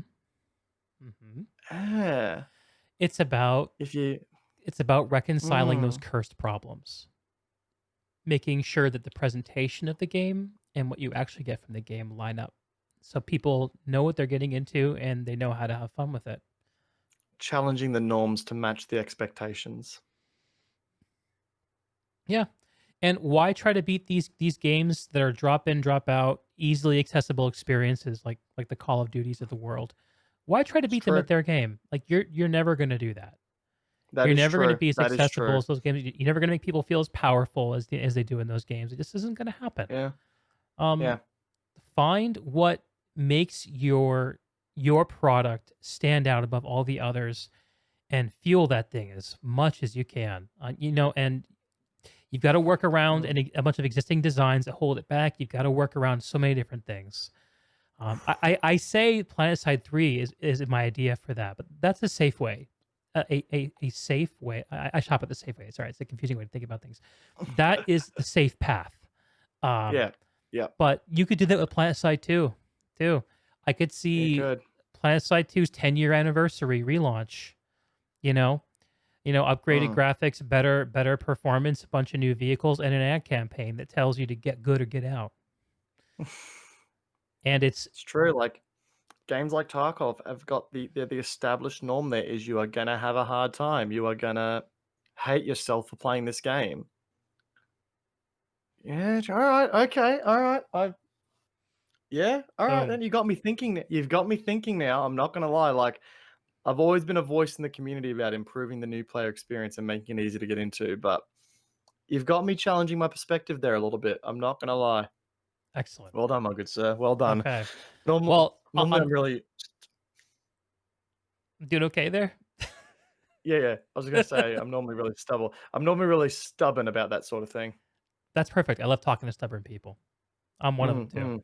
I'm one of them too. Yeah. No, you've got me deeply considering Okay. that approach now. Well, I won't challenge you to make your head spin too much more. I just have a couple more things. So little Sure, bonus sure. questions from the community, and then Okay. we'll let people go on with their nights.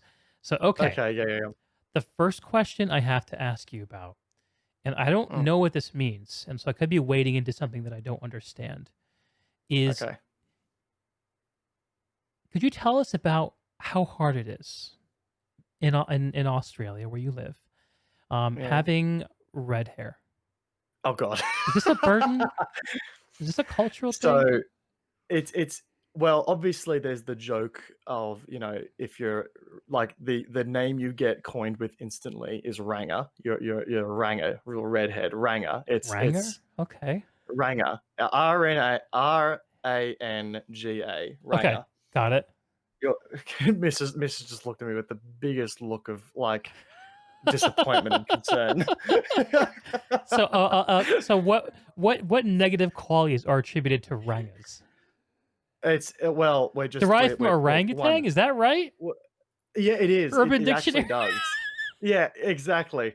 You're 100% right there. It's basically, it's a good old little teasing term there. But Mhm. on top of that, Australia, typically a sunny, hot style of country, Right. which means that if I go outside in the summertime, I'm not packing a water bottle, I'm packing a tube of sunscreen Mhm. and I'm reapplying about 5 times a day. So Right. Right. I've had some pretty bad burns in my time, and it's Mhm. just not a fun time at all. Mm. Um, yeah, that's mainly it. You're just pale as hell, and I've got two settings of skin tone. Okay. It's either pasty white or tomato red. There's no middle ground there at Mm. all. It is one of those two essentially. Got it. So that's So I think skincare I think concerns. Uh-huh. yeah, and I think that's what Lander there was. I'm assuming that was Lander because I think I remember seeing that comment up in the chat earlier in the podcast. I think Mm. that might have been what he was fishing for then, to say the least. Yeah, I saved that nugget for later. Yeah. Okay. Okay. Anything else Fair about being a enough. redhead that we should know about? Not really. Oh yeah, the gingers have no souls part. There you go. That's a good one. Yikes. Okay. Yeah, that's a regular one. It's just you become a target. You're just the easiest target in the Australian schooling system at that point. So Okay. that's literally all it is. Well, congrats for It's making it through. thank you. Yeah, you haven't seen the mole, but that's okay. It's fine. Okay. So next Yeah. extra special question. Actually, this is the last one I have from the community Q&A. Okay, sure. This is actually from Archie TV. Oh, is it? Yes, he My boy asks, Archie. when will we get Mrs. Cammy and Cammy to stream together? I don't know, darling. When will we get Mr. and Mrs. Cammy to stream together? What do you mean? We already do, don't we? Just not on the same camera. What do you mean by that, though? Are we talking like because we've done a couple of co-streams together in the past. Oh, really? Failed. Yeah, she's Planetside or other stuff? actually other stuff. She will Okay. not play Planetside if it meant her if she was on life support. Fair enough. But we've played a bit of Borderlands in the past. Oh, good stuff. She's She's giving you the but, stink eye, we've I done can tell. Even if planetside could save my life, I still wouldn't play. she's not a fan of it. So No. we've done the odd co-stream. She's been diving into streaming as well. But as far as like us two sitting together, like one of the streams I promised for my charity stream months ago Mhm. was that we would do a cooking stream. Oh. Since then, COVID broke out and things changed, and the ability for us. Sorry, Bring her over. it was Have her join the fires and conversation. COVID. If If you're she being wants invited to. come join the conversation. She's invited, cordially invited.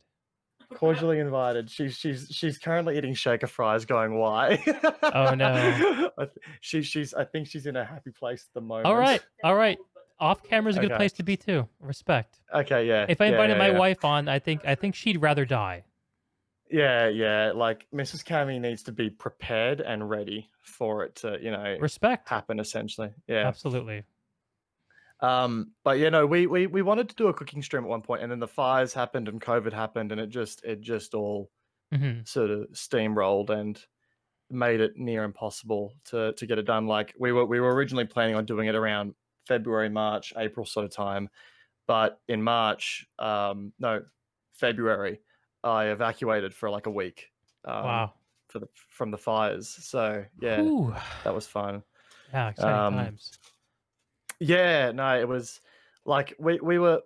In theory, it was really just precautionary because Yeah. I had to get some stuff off site. I was in charge of taking the dogs off site, but Mhm. yeah, like 7 km down the road, there was a bushfire. So yeah, we had to be careful. Had to be very careful. That's scary. I had a friend of mine, a coworker actually, who Mm.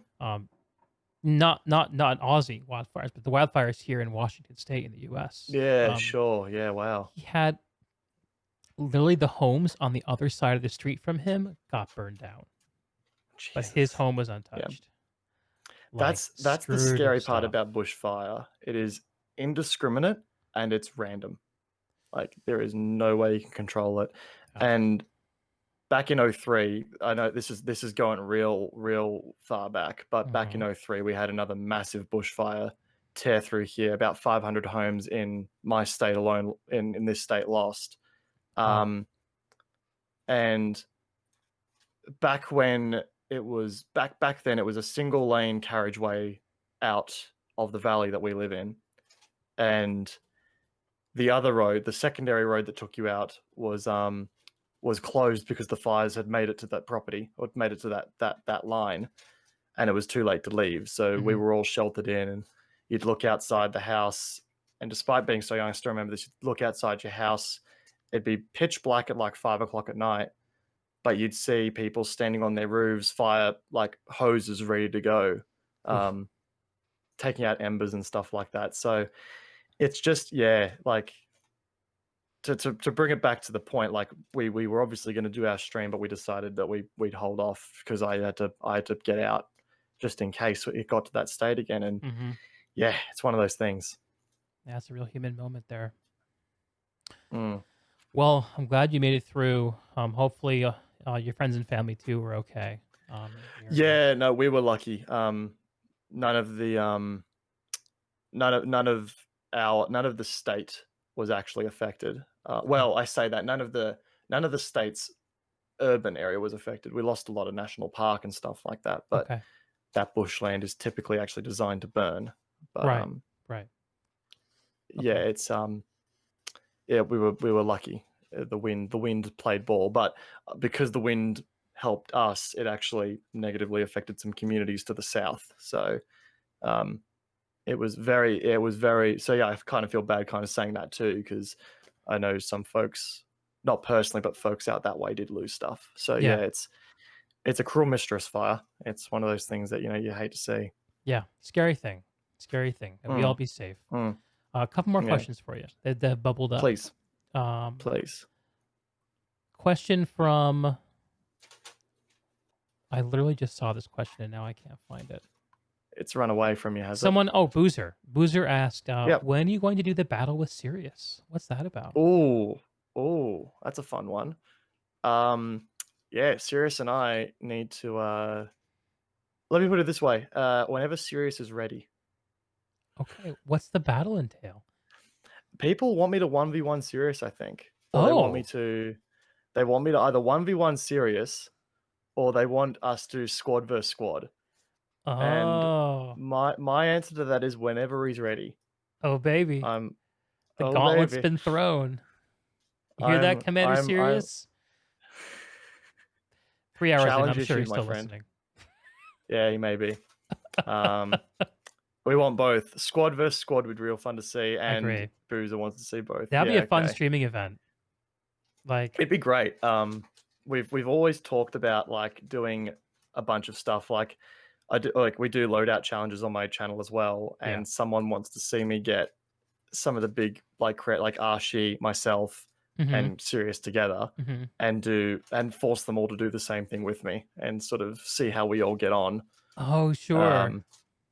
That also opens up the idea of squad builds too, right? It does. Like it fire does. team builds. And I imagine that for merely mentioning this and sort of potentially roping them into this, those two will never talk to me again. But it'll make for a hilarious stream. Well, I look there you go. to it. Yeah, there we go. Boozer says Cammy and Sirius 1v1 and Archie shoutcasting it. Yeah, there you go. Perfect. Yeah.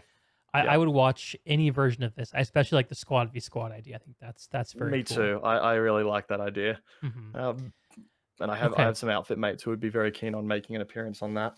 Sounds like it's got to happen. Excellent. Yeah. Well, I will definitely look forward to seeing that. Let's see. I think we have one more question here I wanted to bounce off of you. Sure. Of course. And It'll be in here somewhere. I can't find it. Yeah. Anyway, I'm sure it was a good one, and I'm sure Cammy would have had a great answer. Yeah. But Well, with well, that who said, knows? is there anything else you Yeah. want to talk about that you're working on, or that's coming up for you that you want to promote? I mean, there's nothing really I've got coming up. I haven't got really any events or plans planned. I've Hang on. Ilundar oh just repeated the question that I wanted to ask. yeah, sure. Have you been on Yeah. TV? Have I been on TV? Not recently that I know of, no. I saw an article No. about you that looked like it was from like a TV site, like but and it mentioned that you were Oh, a YouTuber. Is that like I know, yeah, I know what you're talking about. Yeah. So it wasn't, yeah, that wasn't TV. It was a an over the phone interview.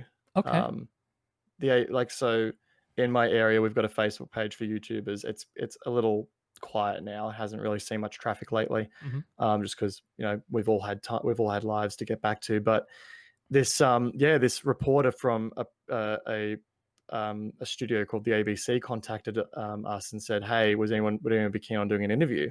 Mm. And I put my hand up and they said, yeah, we're going to do an interview over the phone with you. And this was from years ago. But yeah, we did an interview talking about YouTube and content creation and stuff like that. And it was it was an interesting talk. It was an interesting sort of, yeah, there was some really interesting questions in there, like, you know, how do you handle copyright? How do you handle rights usage? Mm. And it made for a really interesting sort of little Mm-hmm. discussion there. Mm-hmm.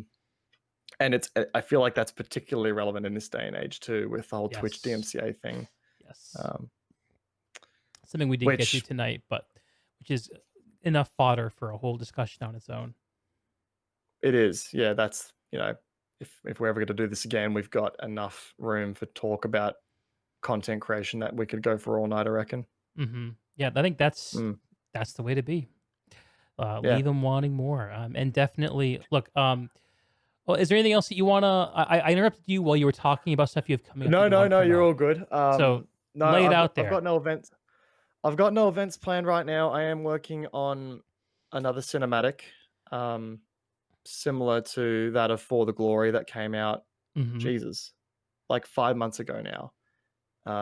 It's a fantastic video. Love that. Thank you, mate. Thank you. Yeah, I'm doing another one of those that's in light of similar sort of styles. I'm working on more, like, just looking at making it better, essentially. Yeah.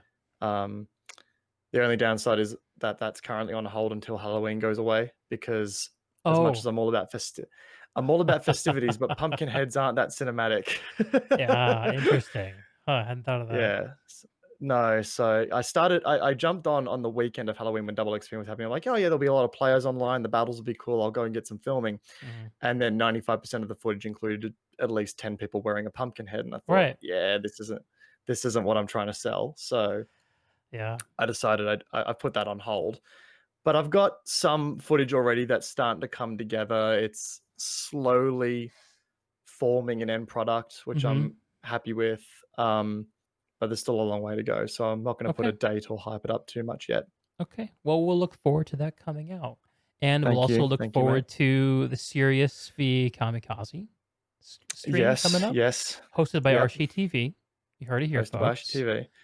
And I'm sure many I'll great have things to to. come for Camikaze78. Yeah, thanks, mate. Thank you for Been a taking real the time. pleasure, buddy. Absolutely. No, And thank you for having me on here, dude. It's been a real pleasure. Thank you. this has been such a fun discussion, and I love the idea of coming It back has and been. doing it again and finding some more, maybe not Yeah, planetside man. stuff to talk about. Let's keep that door open. Next time you have an open schedule, my man, you know where to find me. Send me a message. I'd be more than happy to do this again, dude. It was an excellent conversation. Most excellent. All right. Well, Yeah. thank you, Camikaze78. Thank you, Twitch.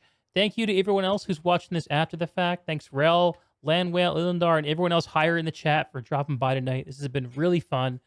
I'm Deeg. Basement Side Chats is the podcast. We're on Twitch and YouTube and Spotify and more places coming soon. Fingers crossed.